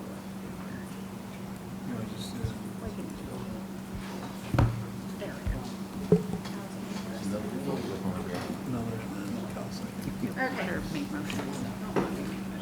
Okay, I apologize. Can we do either roll call or voice vote? We've got You can do a Miller roll and call. Hill. So, okay. So we've got Mayor Padilla. Yes. All right, council members Hiller, Yes. Ortiz. Yes. Kill, Yes. Miller, Yes. Duncan, Yes. Hofer. Yes. All right, we have 7 yes, the motion carries. Councilman Duncan. So then my request is that it be on the July 1st agenda as a discussion item, so then we can actually keep it alive and discuss what we want to do with it next. Okay. Thank you, Mayor. Deputy Mayor? On that, I don't want to sit there and say, let's take each recommendation and make it a discussion item, so that way we're, sorry. Make each recommendation a discussion item, so when it moves to the action item, we can vote on those actual items if we want, you know, so that way we're following through with what the recommendations are. So, as, I don't know, Councilman Miller and Councilman Duncan. because I just, to discuss it more, I'm not understanding where we're going at, if we're just going to discuss it more. To me, is if we're going to, we need, each item's a different item, and it's, we're all going to have different views on each item, so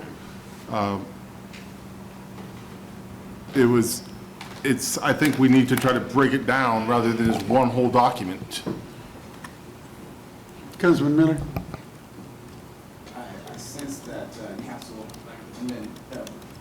I sense that Councilman Duncan has the word for what I'm trying to say right now. It needs to be all one document. Go ahead, Councilman Duncan. Councilman Duncan? I think the point of the discussion is what our process is going to be, not us actually spending the entire meeting breaking down each piece. Because if you read the recommendations, one is an ordinance change, several are policy changes, and several may be a charter adjustment. So us sitting here in one meeting and thinking we're going to be able to break it all down is probably not actually going to be as effective as referring it to a group of us who can do all that work with staff, bring all those recommendations back in the form they need to be, then they can be discussed piece by piece. This would be a charter change, this would be an ordinance change, this would be a policy change, and then we can break it down for the body to move it forward. Okay. That was my intent of having that discussion, what we want that process to look like to make sure it stays alive. Thank you. Dr. Pettis. Thank you, Mayor. Obviously, this would be at the will of the governing body, but would it be possible to maybe take this to a committee, so where we have a little, yeah, okay, sorry. So, yeah, that's, just hearing the discussion here, I thought that might be the place for that. Councilwoman Hiller. My thought is, we've got a lot on the July 1st agenda already, from what I'm hearing. Maybe we don't need to stick quite with July 1 if there's an agenda a little bit soon, but maybe a little later that's got more room. I think really, to Councilman Duncan's point, if we go through the whole document and identify what we're interested in, even if we send it to a committee, at least as a body of the whole, to kind of set a framework makes sense to me. Thank you. Okay, so I think you have the body's intent is to Yes. take this under advisement, and I'm not totally against the idea of it going to policy and finance and having it discussed there and bringing it back to us, and then we'll have more focused conversations about it rather than a very long conversation that we probably would lose interest in, I hate to tell you, because after a while, just over and over the same things.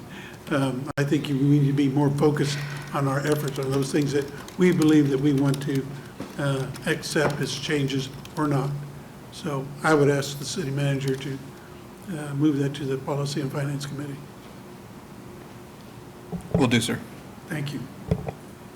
Okay, before you leave, I can ask all of you to stand so we can recognize you for all of your work over that long period of time and all the detail you put into this report.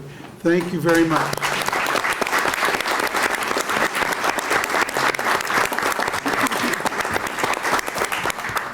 Thank you, Jim, for being the chair. Thank you, Mayor. Thank you, Council. Connie, thank you as well. Okay. Brenda, I don't want to interrupt. We're ready, as ready as I can be. Okay. All right. C is an ordinance introduced by City Manager Dr. Robert Perez, updating anti-discrimination policies in the Topeka Municipal Code, amending and repealing original sections 2105-010, 040, 050, 255-040, 330-440, 334-70, 480, 920-020, and 030, and repealing in their entirety sections 221-20, 334-20, and 334-60. Mr. City Manager. Thank you, Mayor, members of the governing body, Amanda Stanley, our city attorney, and Councilman Duncan, Chair of Policy and Finance Committee, can help lead us through this item. Oh, great. I always defer to the councilman whenever I can. So the changes have been out since last week. Feedbacking, is it? Hello, every time I talk? All right, just me? All right. We heard this council loud and clear. When we took it back to Policy and Finance, I believe we stripped out many of the proposed changes back to much of our original ordinances and policies. What we focused on primarily were our concerns at that point related to some of the affirmative action language, which legally has already been deemed not okay to be in there in terms of some of the affirmative action mandates. So it is as it is. We had good conversation. We had citizen feedback. There is one piece, though, in retrospect, and I guess I'm going to give everybody a choose-your-own-adventure, and staff has no idea I'm about to doing this, so if I have to duck anything, let me know if it comes flying at me. But I think they'll be okay with it. I think there's a piece of a few sections in terms of how we want to track, which is allowed. It's mandates that get us in trouble. It's not optional ability to track some of this information. We can still do some of that. And I think maybe we missed a few sections of that. And so I want to offer two options tonight, and one of them, I'm going to be honest, is a leap of faith, both from this governing body and the public, to believe that Spencer's going to do exactly what he says he's going to do, if you want to choose that option. I'd like to pass this document in its form tonight with a promise to you, the part that I'm going to talk about. We have a policy and finance meeting on July 8th with a promise that we will look at that language, rewrite it so that it fits within this document and bring it back as an amendment to this piece. But passing this tonight allows us to move forward with a lot of changes that are very positive. And just so the public knows whether this is right or wrong, we've got some deadlines coming up that if we don't hit them, we have some money that's in jeopardy. Now, here's the piece. Or I can offer my amendment this evening, and I'll go through it very quickly to tell everyone what I'm talking about. And that is, if you go to Section 8, we completely struck Section 8. What I would like to do, line 197 on page 9, is retain Section 8, get rid of the piece that says this has been deleted. But Section 8 would now start with, it'd have to be renumbered to 1, to number 3, Program Review Committee. We would retain lines 222, 223, 224, 225, 226, and the first 3 words of 227 that end with the city manager. We would then retain on line 229, where it starts with all recommendations, and retain that language through that sentence, so that the city manager could have determination of the review committee. We would then retain lines 232, 233, and 234 up to where it says participation on city contracts, and also change the word percentage goal to objectives. We would then retain lines on the next page, page 11, lines 239 and 240. We would also retain lines 243 and the first word on 246, which is utilization. And that would be Section 8. And here's what that does. That continues to allow our staff to provide and track data as to who is getting contracts, where those contracts are going, and what different groups, of all groups under the Equal Opportunity Act, which is what we kept this in line with, to continue to ensure that there is some review of who is getting our dollars within the community. There is nothing wrong with that under federal law. There is nothing wrong with that under any of the executive orders. I do believe we thought to some degree we retained some of that when we were making these initial changes, and in retrospect, we may have missed that. May have thought that other language covered it. So those are my choose your own adventures for discussion. I've tried not to overcomplicate it. I'm sure legal has a few thoughts on it, but my thought is either adopt that amendment this evening if everyone's comfortable with it and see if we can pass this out, or take that leap of faith with me with an understanding that on July 8th, we will make those adjustments to make sure they're correct, bring those back to the governing body as an amendment to this document if we pass it tonight. So I hope that's clear as mud. Try to do my best to explain it as concisely as I could. Thank you, Councilman. Mr. Mayor, would it be helpful if I went through the ordinance to tell everyone that wasn't on the committee what's in it? Probably. Yeah. It's up to you. Well, we have some people signed up for this piece.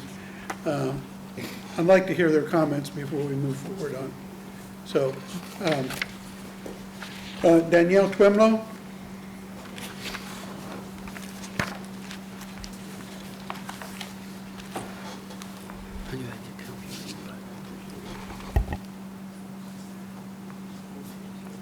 Thank you. I do trust the good faith of reviewing that has been shown from the first time we were here, and I do believe that will be the case, so I appreciate that. I've been really kind of frustrated on figuring out, because this doesn't make sense to me, right? As I keep going through why we're even here, based on actual law, right? We've established the fact that executive orders are indeed not law, and that many other cities haven't gone through this entire process. While there might be some minor changes here and there that really didn't require a lot of votes, there's not been any council or commission voting in any other city in Kansas. There's not been such drastic changes to the ordinance or policy within the city that required that. We would be the only one. And that is because these executive orders only pertain to the actual grants themselves, right? And this is established in the recent court ruling, and you have all been given Loud Light's really detailed memo, and I hope that you read it, but I think this is important for everyone to hear. Justice Harris explains that as the government explains, the challenged executive orders on their face are of distinctly limited scope. The executive orders do not purport to establish the illegality of all efforts to advance diversity, equity, or inclusion, and they should not be so understood. Instead, so-called certification and enforcement threat provisions apply only to conduct that violates existing federal anti-discrimination law, nor do the orders authorize the termination of grants based on the grantee's speech or activities outside the scope of the funded activities. Rather, the termination provision directs the termination of grants subject to applicable legal limits based only on the nature of the grant-funded activity itself. While the litigation is continuously ongoing, that policies that we have in place in ordinances such as these, as this that we're talking about, are protections that are within the city for employees, for city people, for hiring, which I will get to next. I do want to state that there have even been other places that have voted, such as Lansing, to reject all policies.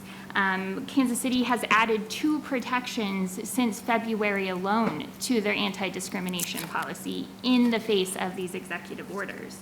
So I really want us to look at the fact that what is missing, while we had a lot of this rewording and we've pointed out that we've used language, right, that maybe takes out that affirmative action. The affirmative action executive order pertains to federal contractors, not to those who are obtaining federal grants. There's a difference. And what we do see in a lot of these federal grants, which I know can be a little bit confusing, right? That's the point. But the legality of it is the fact that these laws, the federal laws that are in place, are not executive orders. It's using wordsmithing to try to convince us that there is something other to do. And what we're actually going to be agreeing to are things such as grantees must cooperate with federal enforcement, including immigration-related inquiries, framing domestic violence as a systemic issue rather than a criminal offense, must cooperate with Department of Homeland Security and Immigration Enforcement. This is considered material to award decisions. These are the types of things that we would have to agree to, not within our policy within our community. And Executive Order 14185, which is also referenced in the memo by our city attorney, can I just have 2? Just 2? 2 minutes extra. Any objection? Okay, proceed, Daniel. Thank you. Where it is actually preferential hiring based on race or sex, is not relevant because it only pertains to the armed forces and military. So the references that we even have here are not there, which brings me to where I'm kind of confused as to why we're having these. And it really feels like, to me, the stuff that has been taken out of this, besides the obvious changing of Office of Diversity, Equity, and Inclusion, is actually any reframing or protections for city employees who have been discriminated against. There is no rewording of that. All affirmative action protections are taken out without replacement of any other mechanism, so that if they want to file a discrimination lawsuit, it would have to go through state or federal, which makes it very difficult. So the mechanism, the one that we have lost multiple lawsuits about over the last 2 years, the one where we have 8 lawsuits sitting on for discrimination against the city that we have lost time and time again because we don't get this anti-discrimination thing correct with our city employees. We continuously lose that, but these protections will be removed. They will not have the same basis and standard to be able to respond to the toxic environment that has been created. There is not rewording in here to give them the steps to take. That is what this guise is. That is using these executive orders to try to convince us to remove these protections that city employees have in place when they feel discriminated against in the workplace. That's what this feels like, because otherwise it doesn't make sense to me. So I appreciate these changes of keeping that monitoring, which really we need to be doing with JADO purposes anyways. That is a sales tax initiative. That is something that is separate from these federal laws. So I appreciate that. Thank you. Thank you. Sandra Lassiter. I'm going to forego that. I'll make a public comment. Okay, thank you, ma'am. And Dr. Glenda Overstreet Vaughn, is she on Zoom? She is. Okay. Yes. Can you hear me? Yes, ma'am. Thank you, Mayor, and to the City Council for allowing me to speak on this ordinance issue. I have to say it's ironic that when submitting a draft ordinance for a city review panel many years ago, we have yet to get any traction on it. Yet when the city fears or faces the extraction of funds, no matter the lives that will be impacted, there is a push for the certification of this ordinance. For our residents who may not have taken the time to note, I want to summarize that in May of this year, the U.S. Attorney General issued a civil rights fraud memo that apparently seeks to aggressively enforce action against any grantee. That's a person such as the city that might receive grants from the federal government who would actually certify compliance with civil right laws while operating affirmative action or race-conscious programs. That message alone should make any person who believes in fairness and equity to not engage in certifying the ordinance or the acceptance of such funds. Some of the other provisions of this ordinance are cities are expected to certify that they do not respect or support diversity, inclusion, or equity. It bans funding from programs promoting gender identity or the use of sex on any forms. It proposes to end wasteful, and I put that in parentheses, wasteful DEI programs that have quite frankly, no evidence of wastefulness. It requires agencies to identify and terminate DEI. I must stand as a resident and a citizen of the Shawnee County and Topeka and call out the blatant efforts that the federal administration takes to promote discrimination action against minorities and others. Further, it is consistent in pressuring our local authorities, such as our city council, by scare tactics for pooling funding. Rather than mindlessly giving in to the big dollars, we must fight back. I mean, why, we see so many, I think Danielle has already indicated, there are other cities that are simply not taking the bait. They're either filing a lawsuit, they're looking at other ways, but they're not looking at focusing in on the money. They're looking at the right thing to do. And we need to regain our integrity. We need to rebuild our financial strength and be self-supporting and inclusive of our neighbors and our citizens, leaving no one out. We can't afford to be pawns manipulated by the federal government's funding chess game. I am almost certain if I took a poll that the targeted programs that would rather face the sacrifice of being defunded by federal funds and take up the charge of alternative funding that is sustainable, diverse, inclusive, and equitable. I urge you all to stop, examine your constituents and the reasons why they elected you, and do not sell your souls to the shameless ordinance for the sake of dirty money. Sometimes the 30 pieces of silver is simply not worth it. And while I appreciate the effort of tracking data to continue to review dollars, that has no incentive and being inclusive as a proactive measure in response or in reference to equity. So I need to make sure that we understand where the focus needs to be. Thank you very much for your time. Thank you, Dr. Vaughn. Councilwoman Ortiz?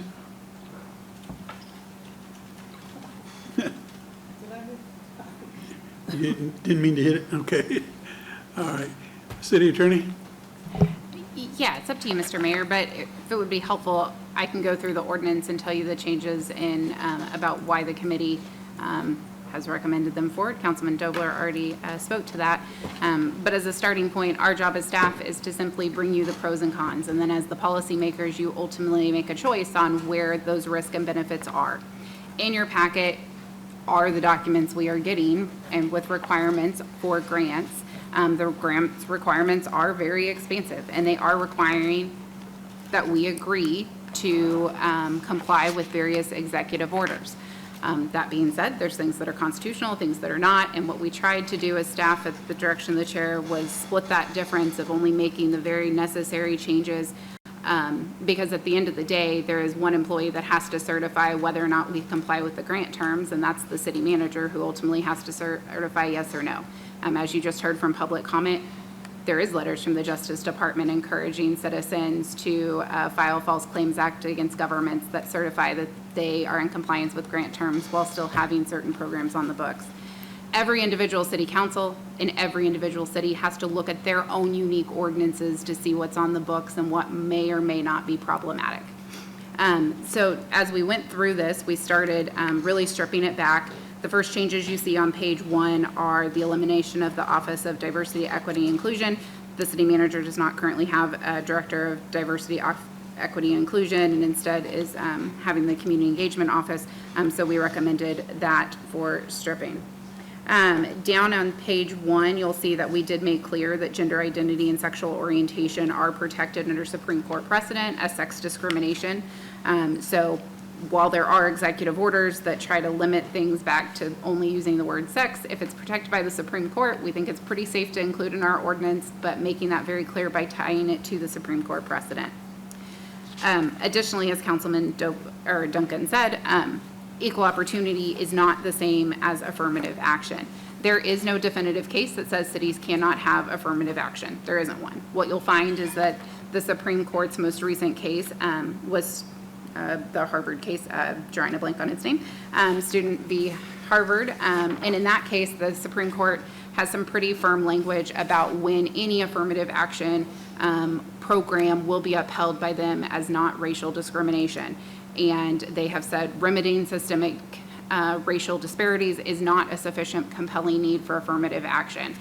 They pretty clearly limited it to 2 cases where they could foresee that you might need to use some kind of race-based discrimination, but those are pretty limited. It doesn't mean you can't have affirmative action. That's a policy choice. The choice for you is, what are your risks and benefits? It's unlikely that if we were to be legally challenged on affirmative action and that went all the way to the Supreme Court even, that we would win on that. That's just the current makeup of the Supreme Court. It's unlikely that affirmative action programs would be upheld. That being said, that's different than equal opportunity. Equal opportunity programs are saying that everyone has to be treated equally, that you have to comply with employment discrimination laws, that you have to have protections for your employees. That is different than affirmative action, which says that you're treating one group of protected individuals differently than any other particular employee.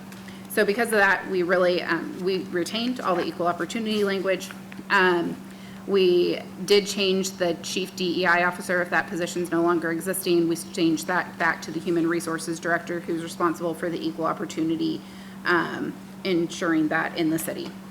The next changes that you'll see are on page 3 and page 4. As the chairman spoke in committee, for whatever reason, back in the day, the ordinances really combined and merged equal opportunity and affirmative action. We tried to break those apart so that we could keep the equal opportunity pieces while recommending that the legally safest strategy would be to remove the affirmative action pieces. So we only removed the pieces that talk about searching for particular types of individuals within protected classes specifically. The next change that you'll find is on page 6. This is where we strike the definition of affirmative action programs as something that is not required in federal contracting. These were required for decades by the federal government to have affirmative action plans. Those executive orders have been repealed requiring those affirmative action plans, so we did strike those from code. On page 7 in line 156, and then again in 163, those were technical changes from the Contracts and Procurement Department because we were in this section anyway. They consider all of these contracts. Those were exclusions and said, hey, those aren't contracts, which meant they were exempted from our other contracting and procurement rules. We require everything to follow our contract and procurement rules, so those were technical amendments on those.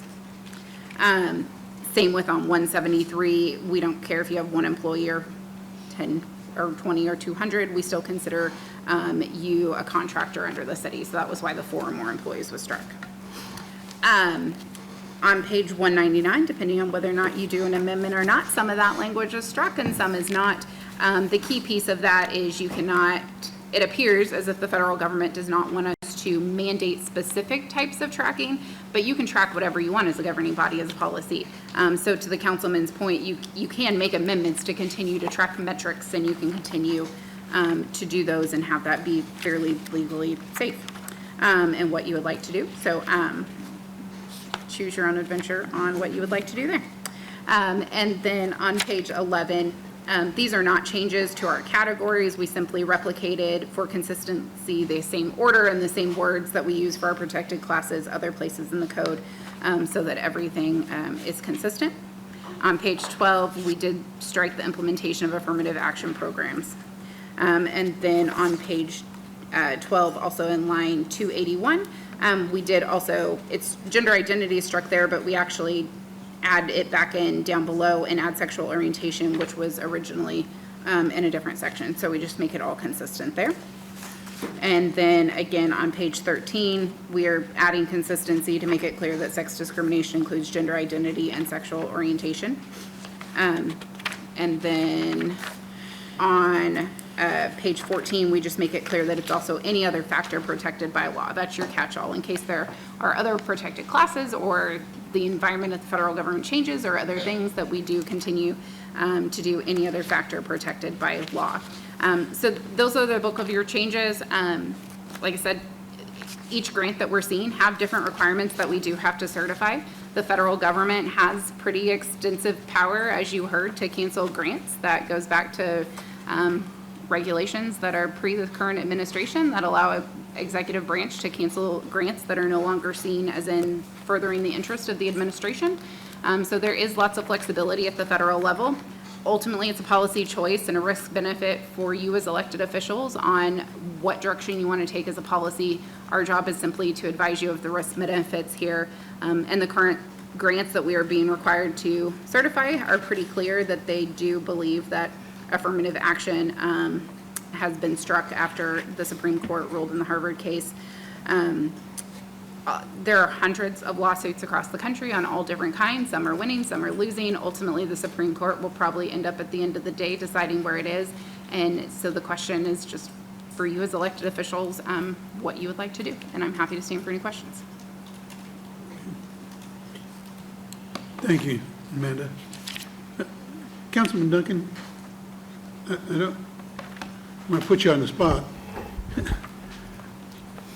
But in your role with the league,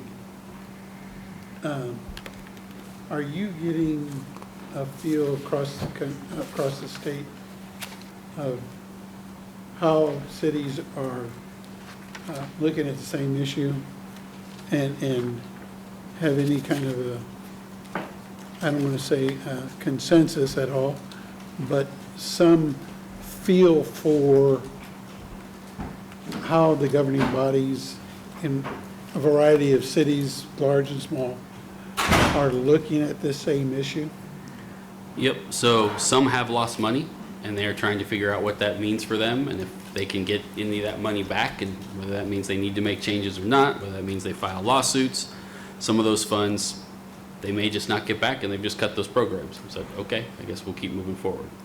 Others made some of these changes several years ago after they were quicker to respond to the Supreme Court case than we have been. So some of these affirmative action changes were made by cities 2 years ago when that case was decided. So if you look at it as just a reaction to this, they did it so it wasn't, there was no reactionary change because they saw those laws and said, well, we better clean it up today. So those were done not in this time frame that we're all looking at. Some have some of these policies as policies, not necessarily ordinances, and have been able to make some of their changes without full governing body votes or discussion or having to go back and do some of this work because through their charter or through how they adopted them, they've been able to just sort of quietly do it, if you will, without drawing any attention themselves. And others have just said, we're going to roll it out and see what happens. So, I mean, everybody's reaction has been very different or based on when they made changes, how they wrote their ordinances, what they looked like, what their charters look like. And so, yeah, and so there are discussions going on about some cities are just waiting. Let's see how the you know, all the various lawsuits across the country play out. I think our challenge becomes, and the committee talked about this, not wanting to imperil our integrity, but also understanding that some of the dollars we are being threatened to lose if we don't at least make some changes in line are housing dollars. And it's not easy to just find alternative funds somewhere else in a pinch to keep people in their houses, right? We rely heavily on those HUD dollars to make sure that those folks can stay living where they're living, right? And at the same time, how do we protect that without giving in to some of these things? And that's what we tried to do as we walked through this document, was to find that balance. I think we said it in that committee. I don't know if we got it just right. I think we got really close, and we know it's not perfect, but that really has been our struggle, and we can sit here and do nothing and see where the chips fall, but I want the community to understand that that's fine, but understand if we lose some of those dollars, I hope those same people are here helping us find those alternative funding sources. Last thing I'll say is I think that we forget sometimes that these documents at the city level are living documents, which is why I go back to any conversation we want to continue to have about what we should continue to preserve, put back in, retain, don't have to end just because of what we have in front of us, right? We meet, I tell people all the time, we meet 3 times a month. It makes it really easy for us the first of the month to make a decision and realize within 2 weeks, ooh, we need to correct that. And so that's why I started this with part of my promise is I am happy to continue to look at this document and continue to bring changes back that address some of those same concerns while also allowing our staff to do what they need to do to preserve some of those dollars.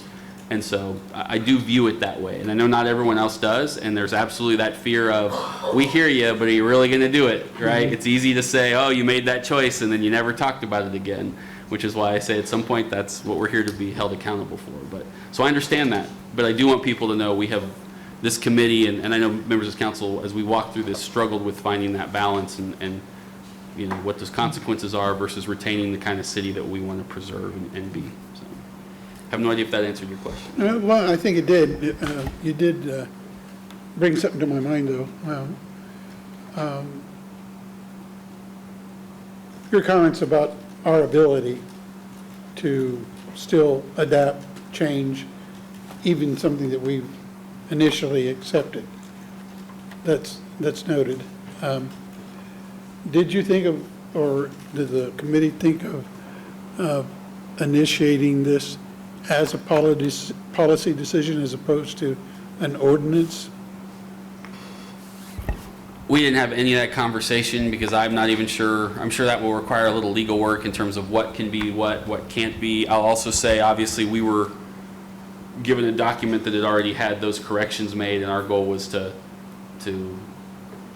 scale that back from, you know, which was the clear direction from the council, was get it down to the core of what needs to be done while preserving our values. So we didn't look at it that way, but Okay. I'm sure there's an interesting conversation there about what that would look like. Okay, thank you. I'm sorry, Deputy Mayor. I'm not sure who remembers my little soapbox speech about 2-3 weeks ago, but my issue still is someone at the federal level telling us what we can and can't do at our level at a certain point still irks me. I do appreciate what the committee did. It looks like it's just a lot of cleanup and getting rid of old language and freshening it up. So to me, this looks a lot better than it did, did the first time around, because the first time around it was an absolute no from me. But as the councilman stated, it is a living document that we can go back and look through and make changes wherever needed. It seems like, I said a couple weeks ago, there's a difference between affirmative action and DEI, and also now brought up tonight, EEO. So as long as we are, as a city, are definitely keeping the DEI mentality and following the EEO laws, I can be more happy with what we're doing right now, because it is showing our protected classes. It is showing what we can and can't, what we're more about. And as it's been pointed out before, we just could track everything on this, and then we just break it down with our own eyes what we were possibly tracking before that they didn't want us tracking, so then we can know overall what we're doing. So that's, my fear is, like I said last time, if this, if we have to change this, what are we going to be forced to change next? And what is going to be told that's a violation that we're doing? Mr. Alexander's been brought up before. Who says they don't come to us and say, you need to strip that name off there, that was DEI. You guys did that based purely off DEI, so now strip that sign down. And it's hard for me to sit here and make a judgment when my heart says no to all this. But what's best for the city in this also. So it's a really tough decision. Like I said, I do appreciate what the committee did by cleaning it up a lot and making it more palatable, but it's still a hard decision. Thank you. Councilwoman Hiller. Thank you, Mayor. What he said, in part. Thank you, Spencer. I was the one, we had a kind of heart-to-heart about this afternoon, and I was saying, why can't we leave the record keeping in? What line is it crossing? And I appreciate, Spencer, you're reading back through it and seeing it the same way. I guess there are other elements that I think are preservable as well. I know with the executive orders, we haven't had a lot of time, so spending some more time on building this back. I remember when it first came out, and I said, well, wait a minute, though. They said they still believe in the Civil Rights Act of 65, right? Yeah, so do we. Okay, let's go affirmatively from there. And I use that word with a small a and a big A, but, the same thing with equal opportunity. Current administration is saying they believe in that. Well, okay, so do we. Frankly, as far as I'm concerned, equal opportunity does not prohibit affirmative actions to make sure that everyone in the community gets a seat at the table. So to me, spending some time not just reacting to this threat, but building our definitions and building what we say we believe in. We spend a lot of time with interns and kids and, our Way to Work program, outreach to various groups, just to make sure that everybody, all the sectors of our community are represented to the extent that they can be. Once employment opportunities come up, they need to compete and be the best possible applicant. But making sure that we are making efforts to get everybody to that point, everybody that's interested, to me is not a conflict. I still think that what I hear behind a lot of the rhetoric coming from DC is quotas, and in putting people who are less qualified against people ahead of people that were qualified as well. We really haven't done that here, So I'm really proud of all the work that we do to make sure everybody that is interested can step forward and have a seat at the table. We got the extensive email from Loudlight after 4:30 today, I think, and so I've scanned it but haven't had time to read it. It appears that they've done some really good research and have some good comments about definitions and so on as well, that I hope we'll take the time, no matter what we do tonight, to look at a little further. So I would be certainly comfortable with leaving in those things that Councilman Duncan suggested. I also had checked with the city attorney about just switching the words pretty much throughout all this to equal opportunity from affirmative action, and then working out any redundancies later. She wasn't as comfortable with that, but maybe we can still look at that later if we feel like we really have to take some sort of action tonight. Thank you. Councilman Miller. Thank you very much, Mayor. The citizens have to understand that we clearly understand what's happening in front of us right now. There's a lot to weigh, as you know. When you come into the language of affirmative action, the case is kind of clear on what needs to be done. Two things can be true. And one thing that I know for sure is that the governing body is not, or the city of Topeka is not out here looking to discriminate against anyone, and making sure that our language is clear, that we do not do that, but that our language is something that's acceptable to be able to do the things that we need to do as a city. My vote is going to be for the action because it is not eliminating the purpose of what we're doing and including everyone, but taking out the affirmative action needs, or the affirmative action language that needs to go. So that's what my vote is for. I'm always open to have a conversation with anyone about their misunderstanding about what's happening right now. But the only reason that I would be doing it in the first place is because of what Duncan said just a second ago. This is a living document. This is not the end all. This is not in stone. We can come back here at a later date when we have better information and more clarity. Thank you. On this particular item, I don't have a vote. So my comments can be taken either way, I would imagine. But I have to at least speak to the idea that this council is a knee-jerk reaction and focused primarily on just money. And I don't think that's the truth. I don't think it's accurate. In fact, I believe that everybody who sits on this council does not put a monetary gain above the value of people in this community.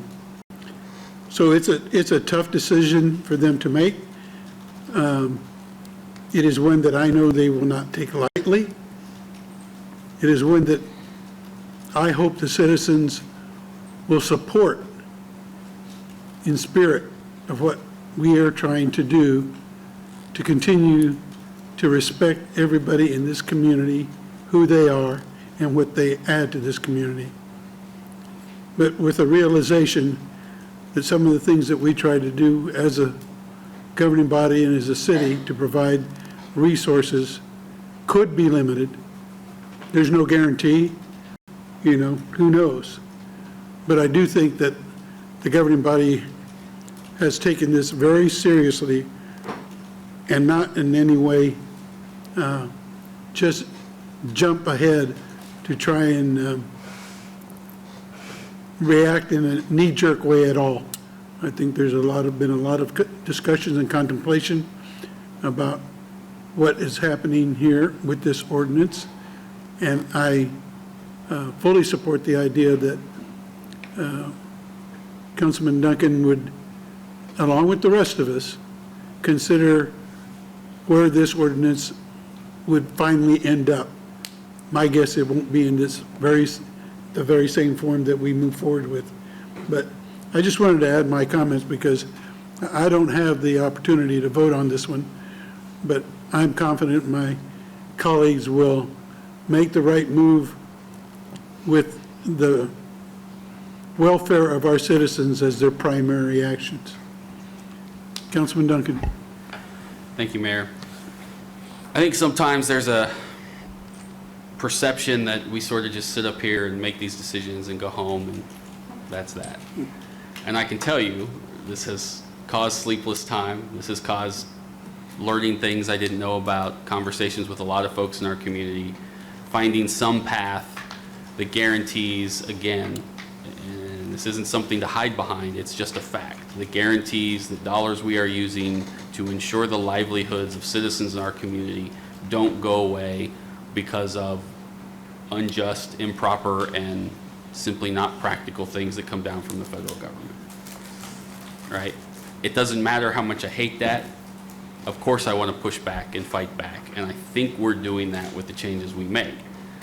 But we have to balance the reality of our situation with what the implications are and what the consequences of that are. And if those consequences weren't there, this would be an easy decision. Why are we even talking about this? Yep. Right? But they are. And so I just continue to want to let people know this does weigh on us. It is not easy, and the conversation is not going to end. And so with that, I would move to approve and also ask for further review in committee. And I think that allows us to approve what we have tonight. It allows us to put it on our July 8th meeting, go back, listen to the public comment we've gotten tonight, that we've gotten since we had our meeting last week, take a look at some of the changes I proposed tonight, and also some of the concerns expressed by Dr. Overstreet Vaughn, Daniel Twimlow, and take those into effect to see what changes we can bring back. But this allows everybody to move forward with an understanding that the conversation is not ending, and we will work together to find a path that gets us to where we need to be as a city. So that would be my motion, Mayor. All right. Motion on the floor. Is there a second? No, we can still do under discussion. Okay. A second by Councilman Miller. Under discussion, Councilwoman Ortiz. Thank you, Mr. Mayor. First, I want to thank the committee. I was going through the minutes, and I see that somebody provided public comment that stated that the new version is more reflective on the city, and they supported it, and then they came up tonight in public comment and said that they didn't support it, so that's kind of confusing there. I think we're all confused. I do have a question. Can we bring this back on July 8th, or do we have to wait 6 months to make changes? I think the motion on the floor is that you would pass it, and then you would send it for further study to committee, which would be a new action item. You wouldn't be considering the changes you made tonight. You'd be seeing what new additions. So I think, yes, you can. I just need a hard yes or a hard no. Hard yes. Okay. Because I know sometimes we have to wait. There's a time period in there. I am working with a lady that's in her 90s, one of the churches that got a grant from Home Securities, that as soon as this came out, they cut her grant. They put it on hold. And since then, they have been checking with her and checking with her and checking with her. It's African American Church, one of our older churches in Topeka. The other day, last week, they said to go ahead with the grant. So they approved it. So we were on hold, and then they took it off hold. And they did some more research. Now it's back on hold because they wanted to see the people that she had put out RFPs. And this is very, very troubling to me. It's very concerning to me because there was a 90-year-old lady there that got stabbed right after church. And that's why they got awarded this grant. they are looking through, and I want my colleagues to know this as well as the public, they are looking through every single wording in these grants to see how they can pull this money back. She got a large sum of money, and they keep pulling it back, putting it forward, pulling it back, putting it forward into a much-needed church that had that type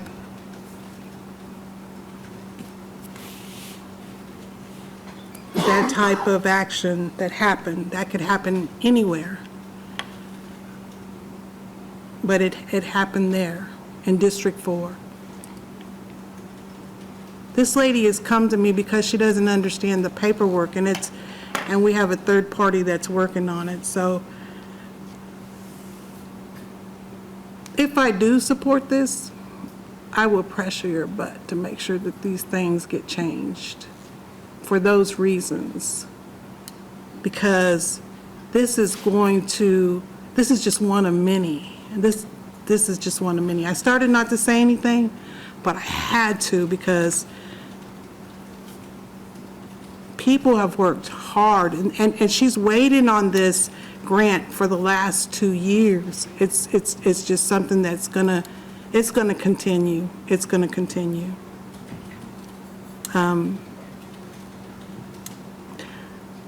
When I look at equal opportunity and people that feel like they've been wronged, anybody can file a lawsuit, but that's just the path that we have to go down.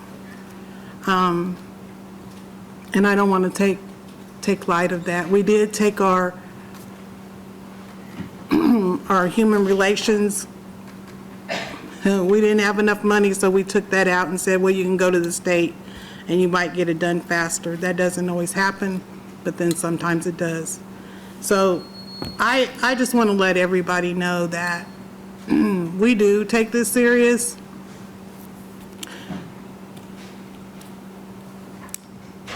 And to know that this is just one of the many grants that's probably going to affect us. Thank you, Mr. Mayor. Councilwoman Hiller and then Deputy Mayor. Thank you. To follow up on the earlier discussion, correct me if I'm wrong, as a council, we can talk about anything we want to in terms of policy or considering changes. If we want to go back even and amend something that we just did, we would just have to waive our council rules. And I believe Councilman Duncan's motion would do that right now, because if you're giving notice, you just need a majority. So if the motion is to accept this and reconsider it, you're doing that all at once. I just wanted to, however the time flows from today. If nobody seconds it, okay, but I would like to move that we amend Councilman Duncan's proposal with the amendments that he described at the beginning of the meeting, which adds back in the tracking, because I thought, and Spencer, if I misunderstood, but that your motion was to take the language exactly as it came out of committee, not with what you described as. Correct. Okay. So that we could work on it in a couple weeks. Yeah. Make sure we get it right. I don't want to mess it up and have to, I want to get it right the first time. I mean, if we're going to go back and rewrite again, I want to get it right the first time and not dig ourselves a hole that we didn't need to dig in the first place. Go ahead and motion to offer those amendments anyway if people aren't ready. I just feel like I'd rather have us work on it later.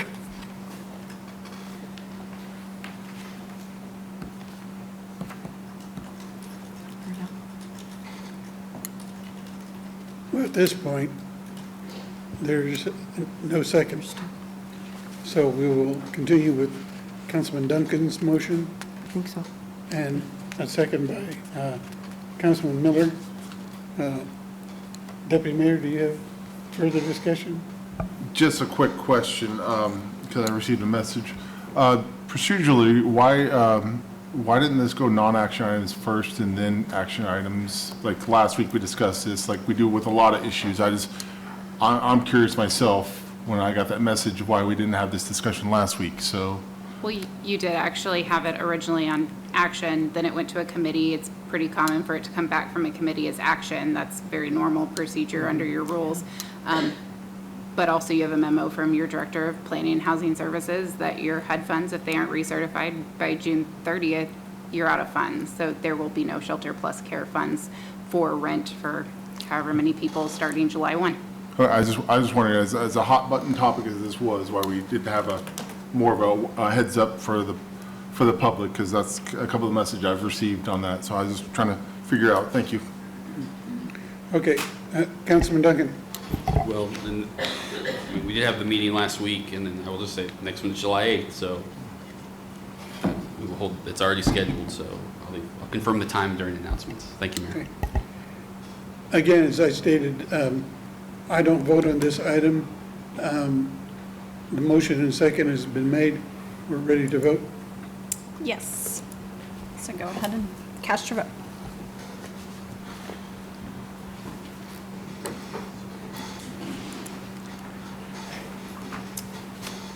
Okay, the motion passes. We have 5 yes, with Councilmember Kell voting no. The motion carries. Okay, thank you.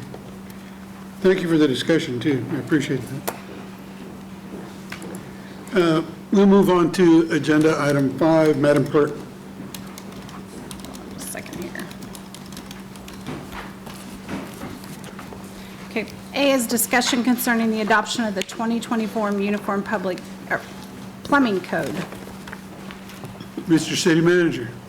Thank you, Mayor, members of the governing body. Richard Faulkner, our Development Services Division Director, will lead us through this item. I truly want to thank you for your time. It's been a long night, so thank you for allowing me to present this.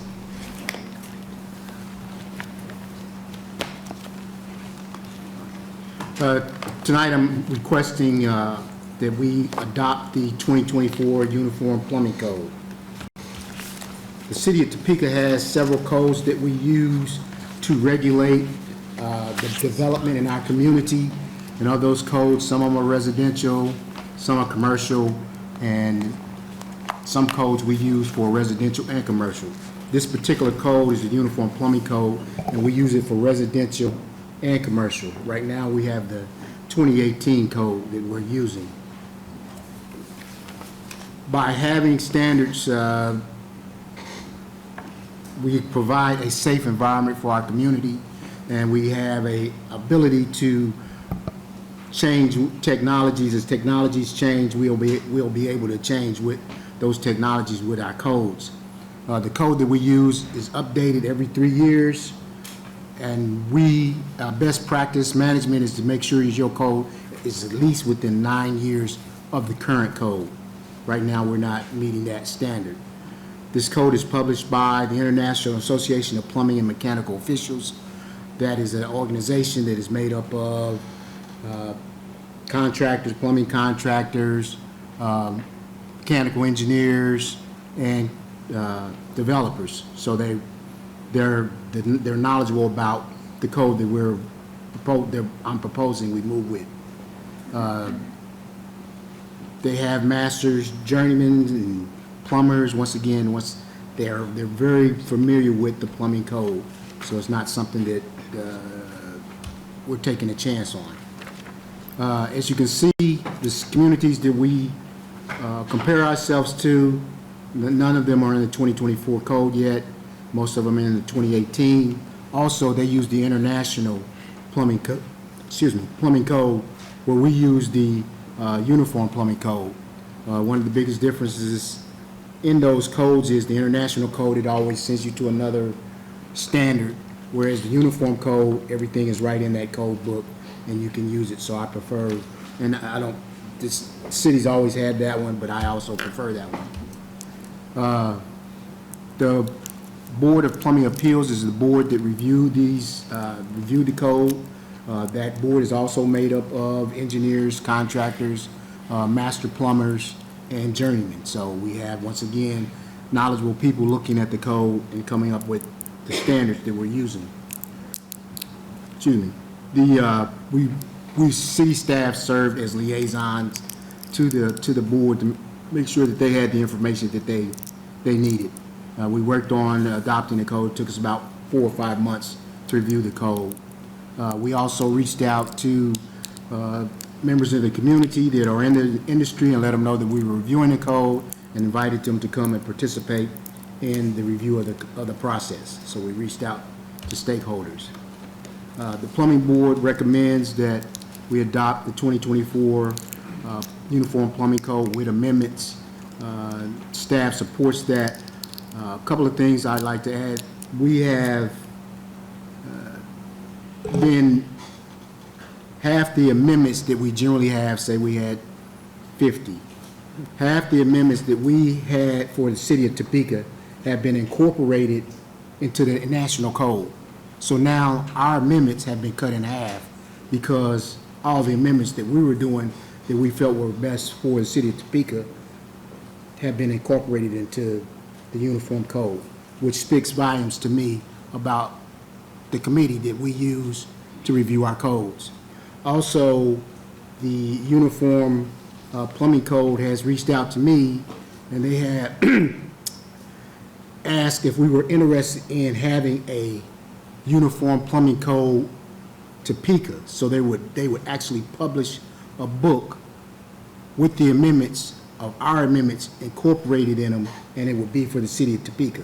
So they reached out to me and we are exploring that at the time. So haven't done it, but they mentioned that they wanted to see if we would be interested in it. And naturally I told them sure I'd be interested in doing that. So that's just something, side note. So that's my presentation.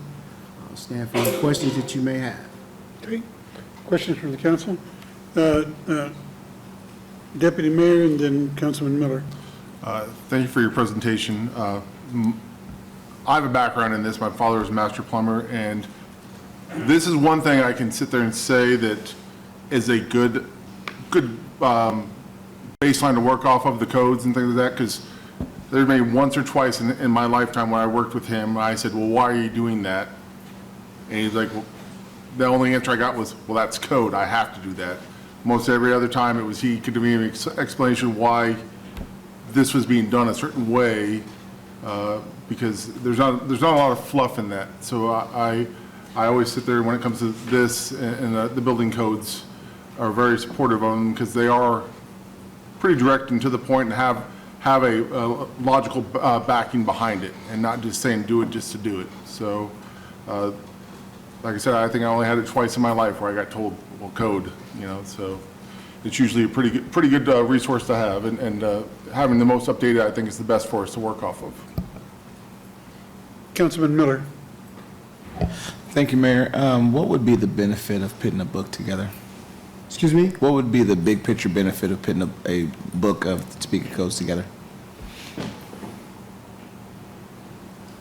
Well, in this instance, we were doing things that needed to be changed. Mm-hmm. So if they put the Topeka book together, it would be what's best for the community, because that's what we're looking at. We look at what things are best for our community. So it's a national code, and everything that's in it is not always good for every community. It doesn't work well.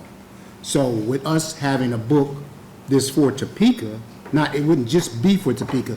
They would just incorporate our amendments into the code. So the book still would be basically their code, but they would incorporate our amendments into it, and that would be what's best for Topeka, because the plumbing board are Topekans, and that's what we look at. We look at what's best for Topeka. Okay. All right. Thank you very much. Further questions for the director? Councilwoman Miller. Kudos for that recognition by the board. What that says to me is something that's been important to me for a long time and might help answer your question a little bit. Sometimes when we adopted model codes, we never put our amendments in there so you can read it from the beginning to the end of what's just Topeka. You have to go look someplace else for the model code or someplace else for just our stuff. And so I think we should do that with all of our codes, and I'm glad to hear that that's happening with this new plumbing code, or that it might. But I think the other thing that what you shared with us says to me is that we took in the past the time to look at that model code and ask questions about each item and made a lot of changes. You said there were as many as 50. Is that right? That was just an example. But there were quite a few. But the fact that we spent that kind of time and other people looked at it and said, you know, they're right. What was there in the model was too much or too little or whatever it was, speaks volumes certainly about the work that your team put into it, but also to me how important it is. We're about to look at the property maintenance code as well, you know, and just because it's in a model doesn't mean it's just right. And so good for you, and what a credit to have them absorb it into the model. That's it. Okay. Nothing further? Thank you, Richard, for your presentation. Appreciate it. Okay. We move now to public comment. We have 5 individuals signed up. The first being Janice DeBoer, if I'm saying that correctly.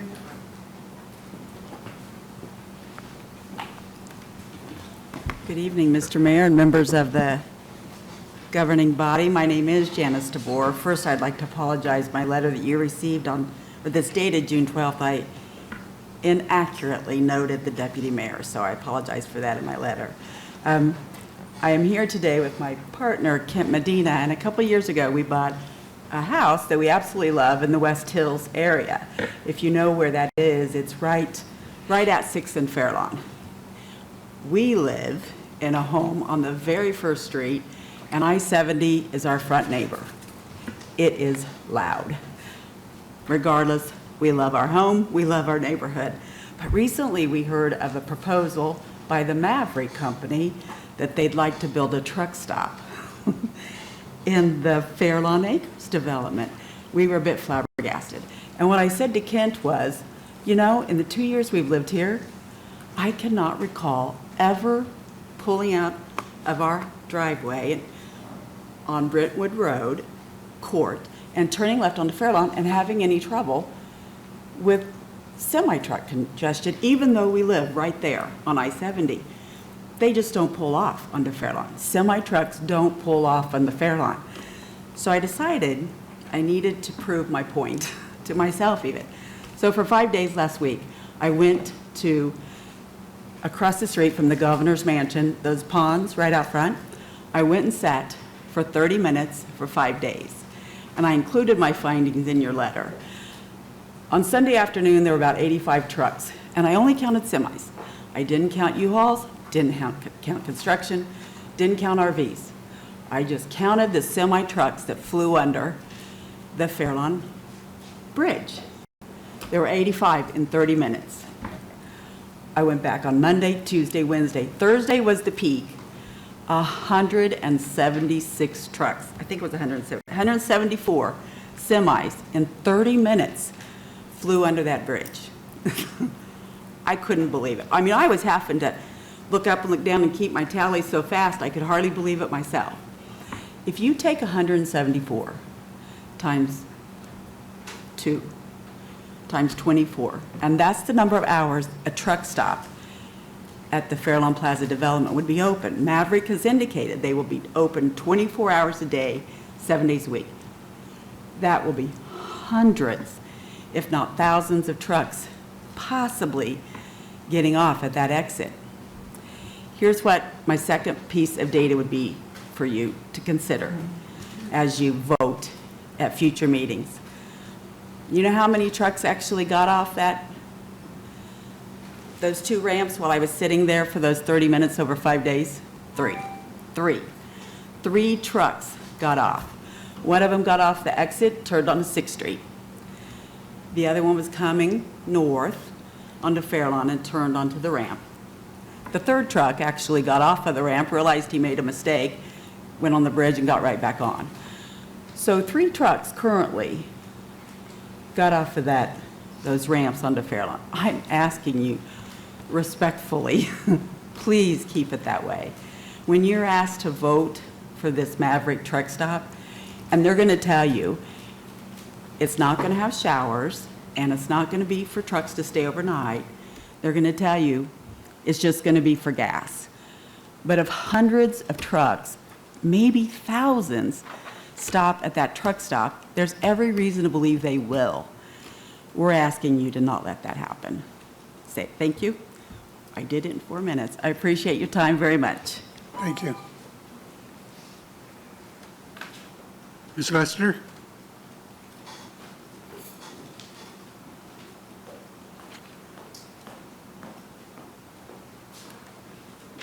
Good evening, Mayor and City Council.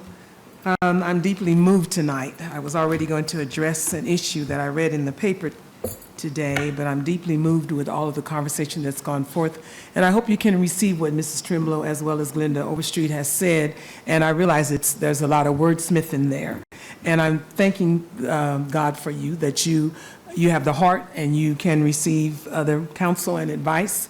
And when there are those people that really have that ability, I think that the scripture once again speaks about, if my people which are called by my name would humble themselves. You've been called and chosen for this position. So if you could humble yourself and receive some of the things that they've said and just say, hey, we can receive that, and that's a good thing. I'm looking at the United States of America, the red, white, and blue, and I'm so concerned because God has shed his grace on us. I read this article in, I believe it was June 16th paper, and I just read it, law officers can't rely on overburdened ICE.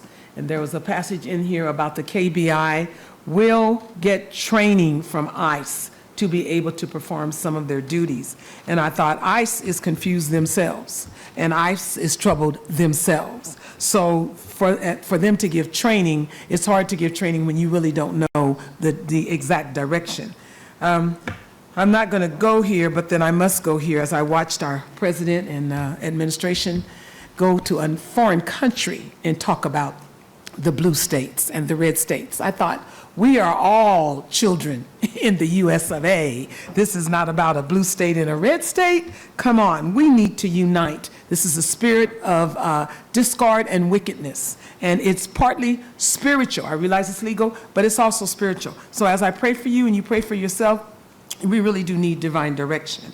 I'm just looking at these persons and these raids that have been taking place on farms and hotels and industries, and then the children, and I saw these children, I think that they're called zip ties that were put on them, and these children, it's one thing to get one guy, or say that there's an illegal alien, or illegal person, whatever you want to call them, and they've committed a violent crime. But it's another thing to load that bus up with babies, or either to go to the farms or whatever and take those families and these babies go home and there's no mommy, daddy, or relatives. That's wicked. It's an overreach. It's, you can call it whatever you want to call it. It's an overreach, it's overzealous, it's wrong. These are hardworking families. I've met a lot of them, and Senator Padilla, I just was so proud of that man that he stood for those persons in California. And I thought about, we have a Padilla in Topeka. How about that? And I grew up with Padillas and the Juarez family. And I heard about Legislator Juarez was mistreated. And I thought, okay, I know some of these folks. I may not know them up close, but I know their relatives. And I also want to just go ahead and talk about the Juneteenth. I know I'm going to run out of time real quickly. It hasn't been a lot said, and it seems like it's been an elongated process. So on this coming Saturday, I understand that Juneteenth will be celebrated again in Topeka, and it'll be a full day on the 21st. So I think I'll pause a minute and ask you for 2 minutes. If that's possible. You still have time so far. I know, but it's going 26, 25, 20, then it's going to go, ding, then I'm going to get, 2 additional minutes, go ahead. Oh, you are just wonderful. See, that's a Padilla for you. He's just looking out for us. What can I say? On Juneteenth, I understand there's going to be so many things going on at Hillcrest, and I'm really proud of our city, how we've come together. And I understand that our Chief Vallejos is going to do a special session. Maybe I like to call it a cop stop or traffic stop or whatever, but it's with parents and students to tell them how to interact with our police department. So some persons are also concerned because we do have an upside or another side to this, in that I'm encouraging people to come, for their children to come, but I also want this to be a time when we can reciprocate respect, because there are young people that have been stopped, they really don't know what to do. They have their phone, and maybe you know or don't know. We've given you some things you really don't know, but they've said, well, I'll take their phone or get off the phone. I was stopped about my back headlight, my backlight, and then the police, and as I was calling my attorney and some other people, and they said, you have to put your phone up. I said, okay, thank you. Can we hold up? Wait a minute. Let me put some Jesus in it, because I have to pray about this light. I just got it fixed. But I'm just saying there's some things that I think we have some groups that know your rights. I'm encouraging them to come to this session because I want to see us do a mutual respect here. And then also for us to work out some things and work in concert. We've told you about some situations. There are some officers who are working at night and they have retired, but they are writing some very egregious and hellacious comments on their posts in the daytime. Won't go into that right now. We've presented to you about the FOP, and we've presented to you about training, and we presented to you that we'd like to see some options and some mediation with our community and the police department, because we want to build trust, not tear it down. Thank you very much. 3 minutes, Mr. Padilla. Thank you.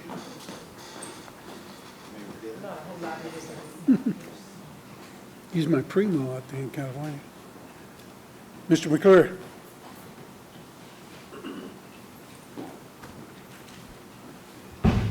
Thank you, Your Honor. Nice to see you. This is an interesting meeting. You know, you forgot one thing today. You forgot one thing. The group forgot one thing about the Citizens Committee. Why don't you have a work session and actually take comments from the public? Pick a night. Doesn't have to be a city council night. You know, you can do that as chair. You could do that today. If I was sitting in your chair today, I'd say, you know something, we need to hear from our constituents. I was at a meeting the other day at the Greater Topeka Partnership, and I heard a guy tell me he was going to create all these mayor's things. Well, we can do it now. We can govern today. Do you know, I agree. I've heard Jack Alexander's name more time than not about how the water department was run. And then we had a mayor, from what I understand, rob the coffers of the profits back when the water department was being run right. And I understand we have $3.5 billion in deferred maintenance. We could govern different today. All you have to do is hire a CEO, a guy that is capable of running the water department today and reports to the governing body. He's got too much to do anyways, hiring all these assistants. We can do things different today. We need to hear from the people. You know, what we see as citizens, it's just a one-stop shop up here. It's already decided. I mean, the Jetto votes are already decided in the meeting the public can't go to. When the verdict comes down from Go Topeka and the Greater Topeka Partnership in the chamber, it's done. And to think that we can come down here at night and change the world in 4 minutes, it's a joke. But I think the worm is turning. I think that the tides are turning. I think that there are more people out there that want to do things different, at least from what I hear. I got people, long-term members of the water department, say, we ought to take Jack's name down for the way this thing's run. It's tarnishing the good name of that fella.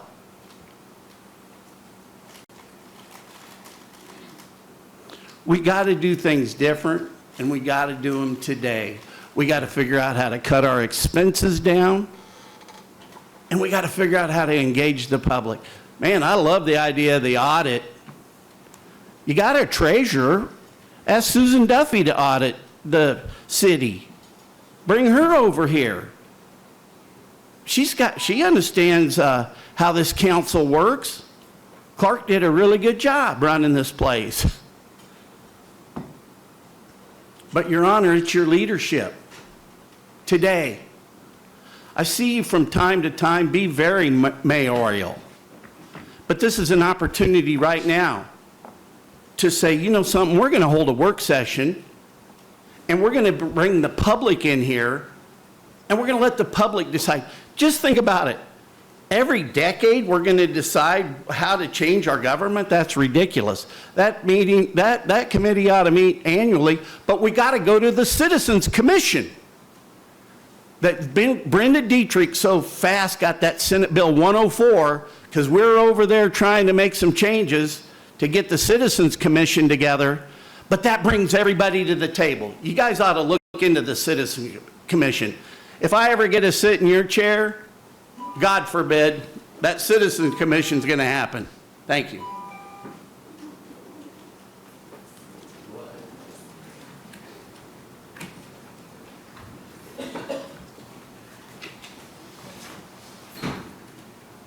William Welch, are you on Zoom?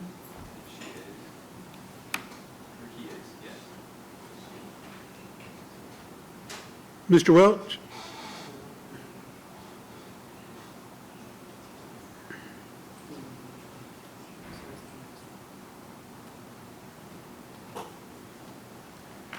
Yes, can you hear me? Yes, Mr. Welch, go ahead when you're ready.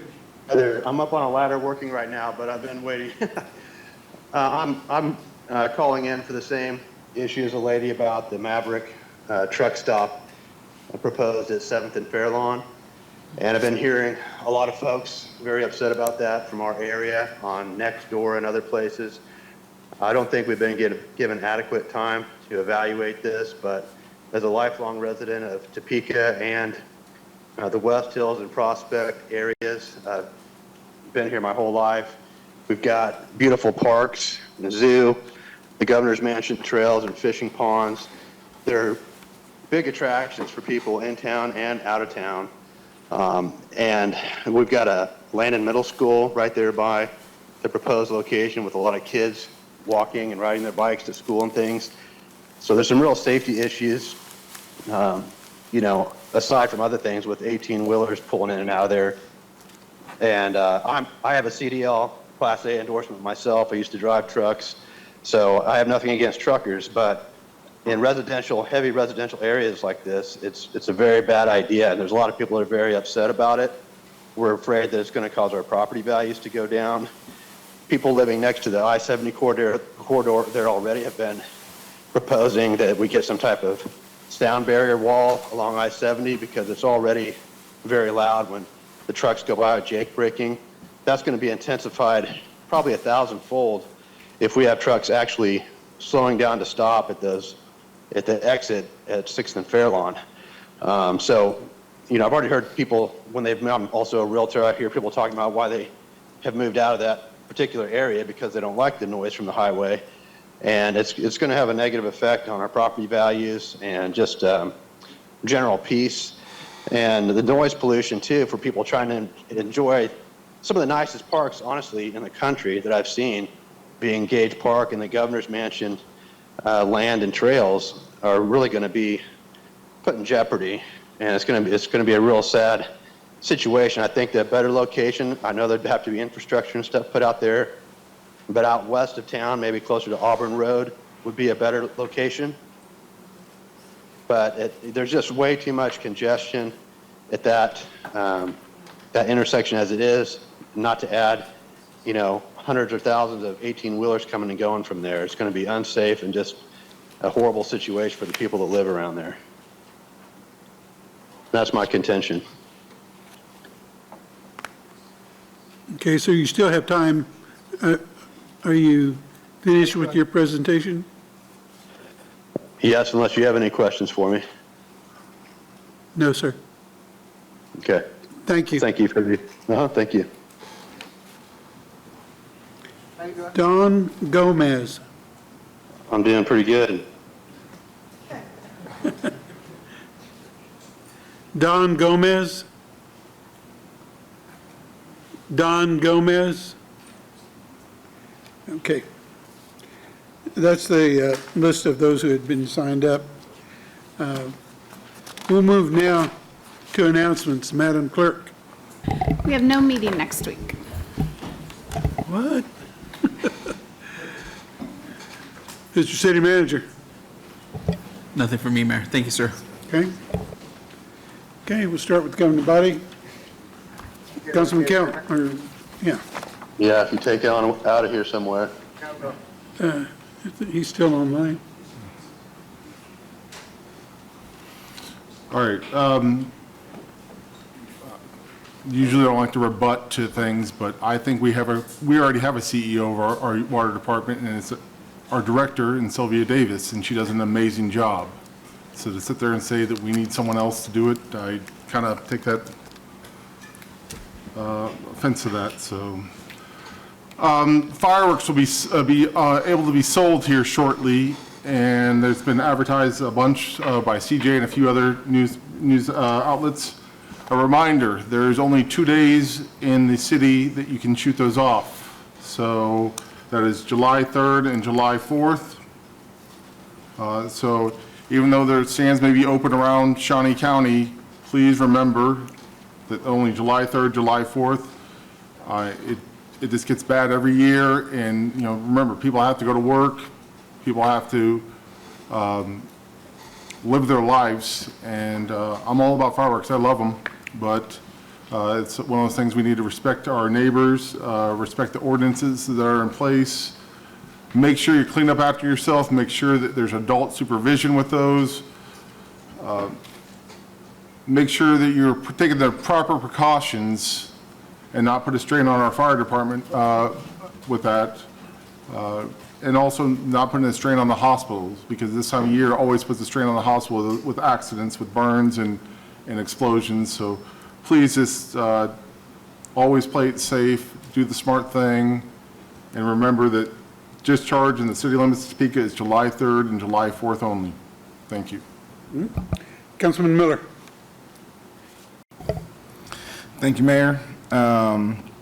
I don't have a whole lot to say. I just want to give a heads up that next month, I believe I am the one doing the beginning of the meeting. And I made a bet with my son about a month and a half ago, and that I lost that bet. And so for my first meeting done in July, and when I speak, I will be wearing this wig that has curly hairs all the way down, and I just promised that boy I would do it, and one thing I'm going to do is I'm going to go through on that promise. So if you see me with a full head of hair, which I have not had in years, it'll be because of the bet that I lost with my son. Want to make the bet for the next meeting? And I ain't making no bets with you, boss. Councilman Duncan. You'll be in trouble if it looks good and we all think you should keep it. That's the downside of that. Just a couple things, Mayor. I double-checked that meeting of the Policy and Finance is July 8th at 10 a.m. at the Holiday Building, and that'll be posted, and just get that out there now. I just want to once again thank the Citizen Government Review Commission. I don't think people realize they met for 6 months. They didn't just meet once a month. They met multiple times a month. They met for many hours. They listened to lots of folks, brought in a lot of people, and they gave us an actual real document of suggestions, recommendations, and well thought out, changes we should take a look at. And so I just wanted to once again thank them for that work, because it is important. Last thing I'll talk about is, I think folks know, because I've mentioned a couple times before, I do have a podcast called The Civic Circus. I don't talk about it too often. It's not political. It's not election oriented. It's just me talking to citizens about what's going on in the city and what they're doing and contributing. You can find it anywhere. I might as well promote it a little bit. Any platform at the Civic Circus, or you can watch it on YouTube. But the reason I mentioned it tonight is this week my son will be the guest, because he's been begging and pleading, and I finally acquiesced. So I always tell folks, if you really want to get to know somebody, sit them in a room with their kid for a little bit and see how that interaction goes, and you can really learn something about them. So that'll come out on Friday, and we'll see how that conversation goes tomorrow, and people can see what my kid really thinks about me, and then go from there. So thank you, Mayor. Maybe you'll come out of that with a wig as well. That's right. There's a pattern going on there. Councilwoman Hofer. Okay, I have two things tonight. On the more serious side, the zoning case for Fairlawn Acres, AKA 605 Southwest Fairlawn Road, AKA Maverick Station coming. That was left off the agenda tonight due to the fact that there is a valid protest petition that has been signed and submitted. So we have to have a full governing body present in order to vote on it. So it has been tentatively moved to the 1st of July, pending we have everyone here that night. And so those people who tuned in and wondered what had happened, that's what happened. We have 3 members gone tonight, so we could not vote on it. The other one is a little bit more fun. I don't have the specifics, but the zoo is going to be getting some new animals soon. So they will be announcing shortly, hopefully, what is coming. So there will be some new fun exhibits to go to the zoo and see some new animals. So we're excited, and hopefully they will be here very shortly. Thank you. Councilwoman Miller. Thank you, Mayor. Just a couple things. One, I think I mentioned the Topeka United's Call River Float last week. It is this Saturday, 10:30 to 5:30. We will go through Topeka on the Kansas River from the weir on the west side of downtown, all the way through downtown and East Topeka out to the Seward ramp. So if anybody is interested in joining, again, that is an event of a group called Topeka United, and will be hosted by the Dirty Girl Adventures. They know where they're going, it's safe, and it's going to be a lot of fun. So people are welcome. Let me know if you need contact information. Second, I just wanted to do a call out to the state of Kansas. We had an incredible march this weekend at the Capitol building, over, depending on who was counting, 2,000 to 5,000 people marching safely about something they were proud of, that clearly many people in this room are as well. And the inclusiveness and the acceptance and the excitement of being the Americans that we have all grown up to be.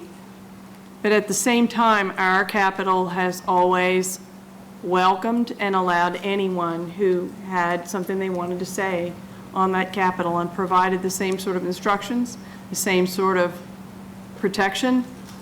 And I'm just really proud of the fact that whether it's a small group or a big group or whatever people espouse, they're welcome there and here in Topeka.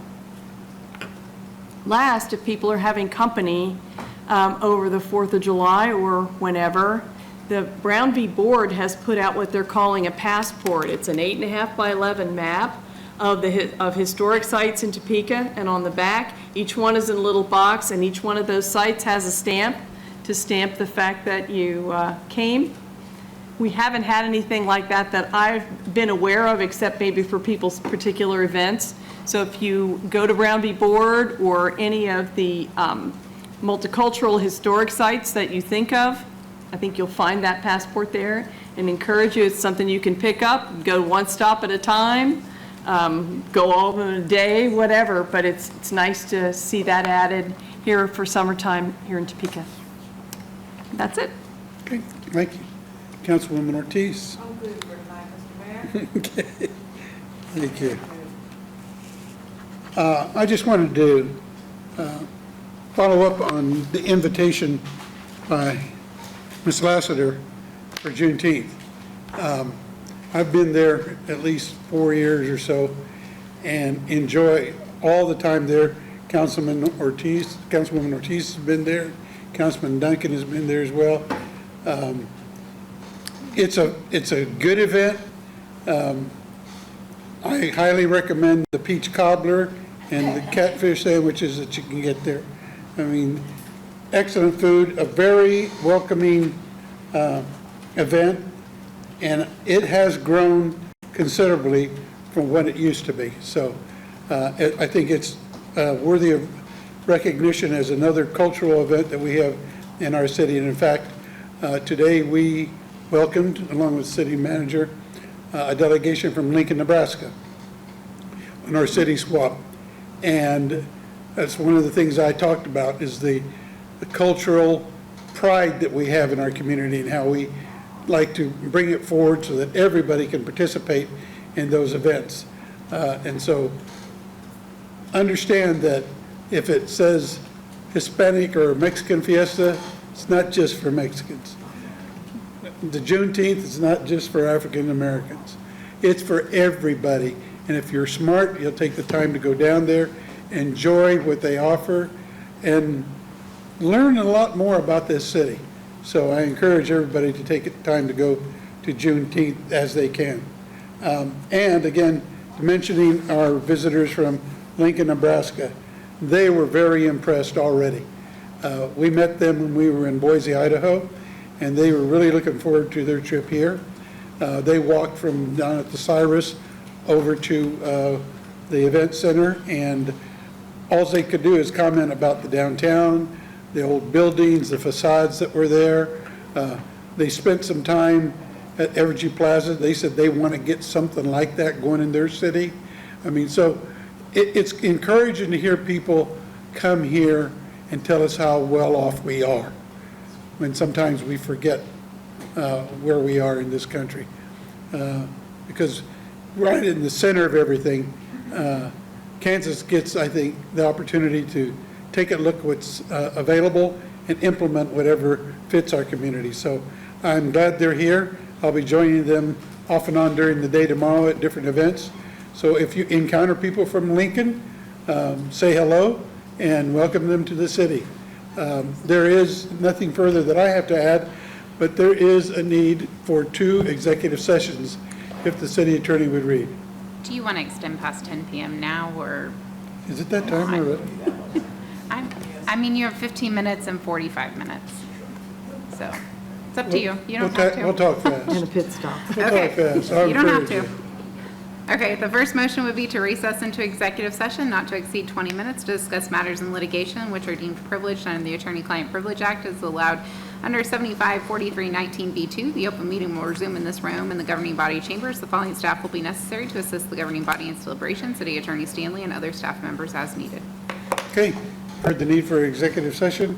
Motion to go into second by Deputy Mayor. I'll second it. All those in favor say aye. Aye. And we will go right into executive session. If you need to run, run.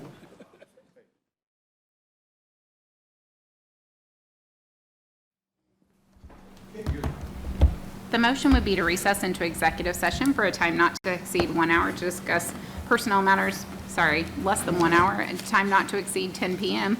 To discuss personnel matters involving an individual employee is allowed under KSA 754319B1. The open meeting will resume in this room in the City Council chambers. The following individuals will be necessary to aid the governing body in its discussion: Interim Human Resources Director Guerrero Chavez and anyone else the governing body deems necessary.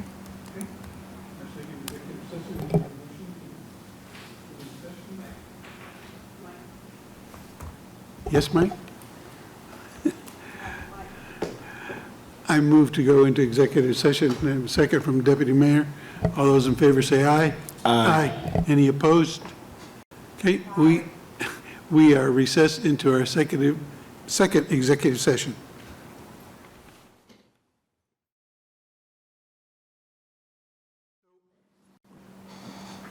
Okay, we are continuing our deliberations from the second executive session. It will require us to continue in a third session, and we will also waive our 10 o'clock restriction for our meeting, and will give us another 15 minutes, I think, meet what we need. So I make a motion to go into our... I do have to Oh, read yeah, it, though. you do I have to read it apologize. again. State law. The motion would be to recess into executive session for a time not to exceed 15 minutes to discuss personnel matters involving individual employees allowed under KSA 754319B1. The open meeting will resume in the City Council chambers. The following individuals will be necessary to aid the governing body in its deliberation: anyone the governing body finds useful. Okay. I move to go into executive session. Is there a second? Second from Councilman Duncan. Those in favor say aye. Aye. Any opposed? Okay, we go immediately into our extended second executive session.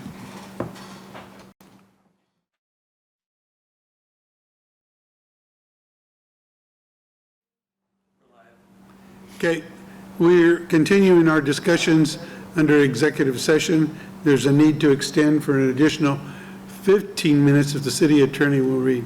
The motion would be to recess into executive session for a time not to exceed 15 minutes to discuss personnel matters involving an individual employee as allowed under KSA 754319B1.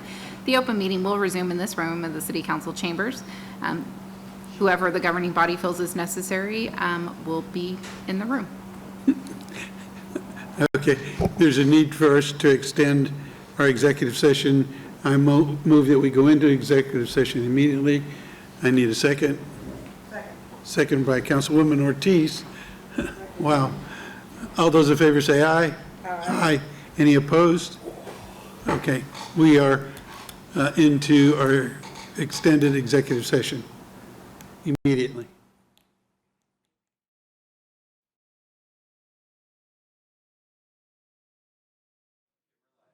Okay. We have concluded our discussions and deliberations under executive session. No action has been taken. No further business coming before this body. The meeting is adjourned.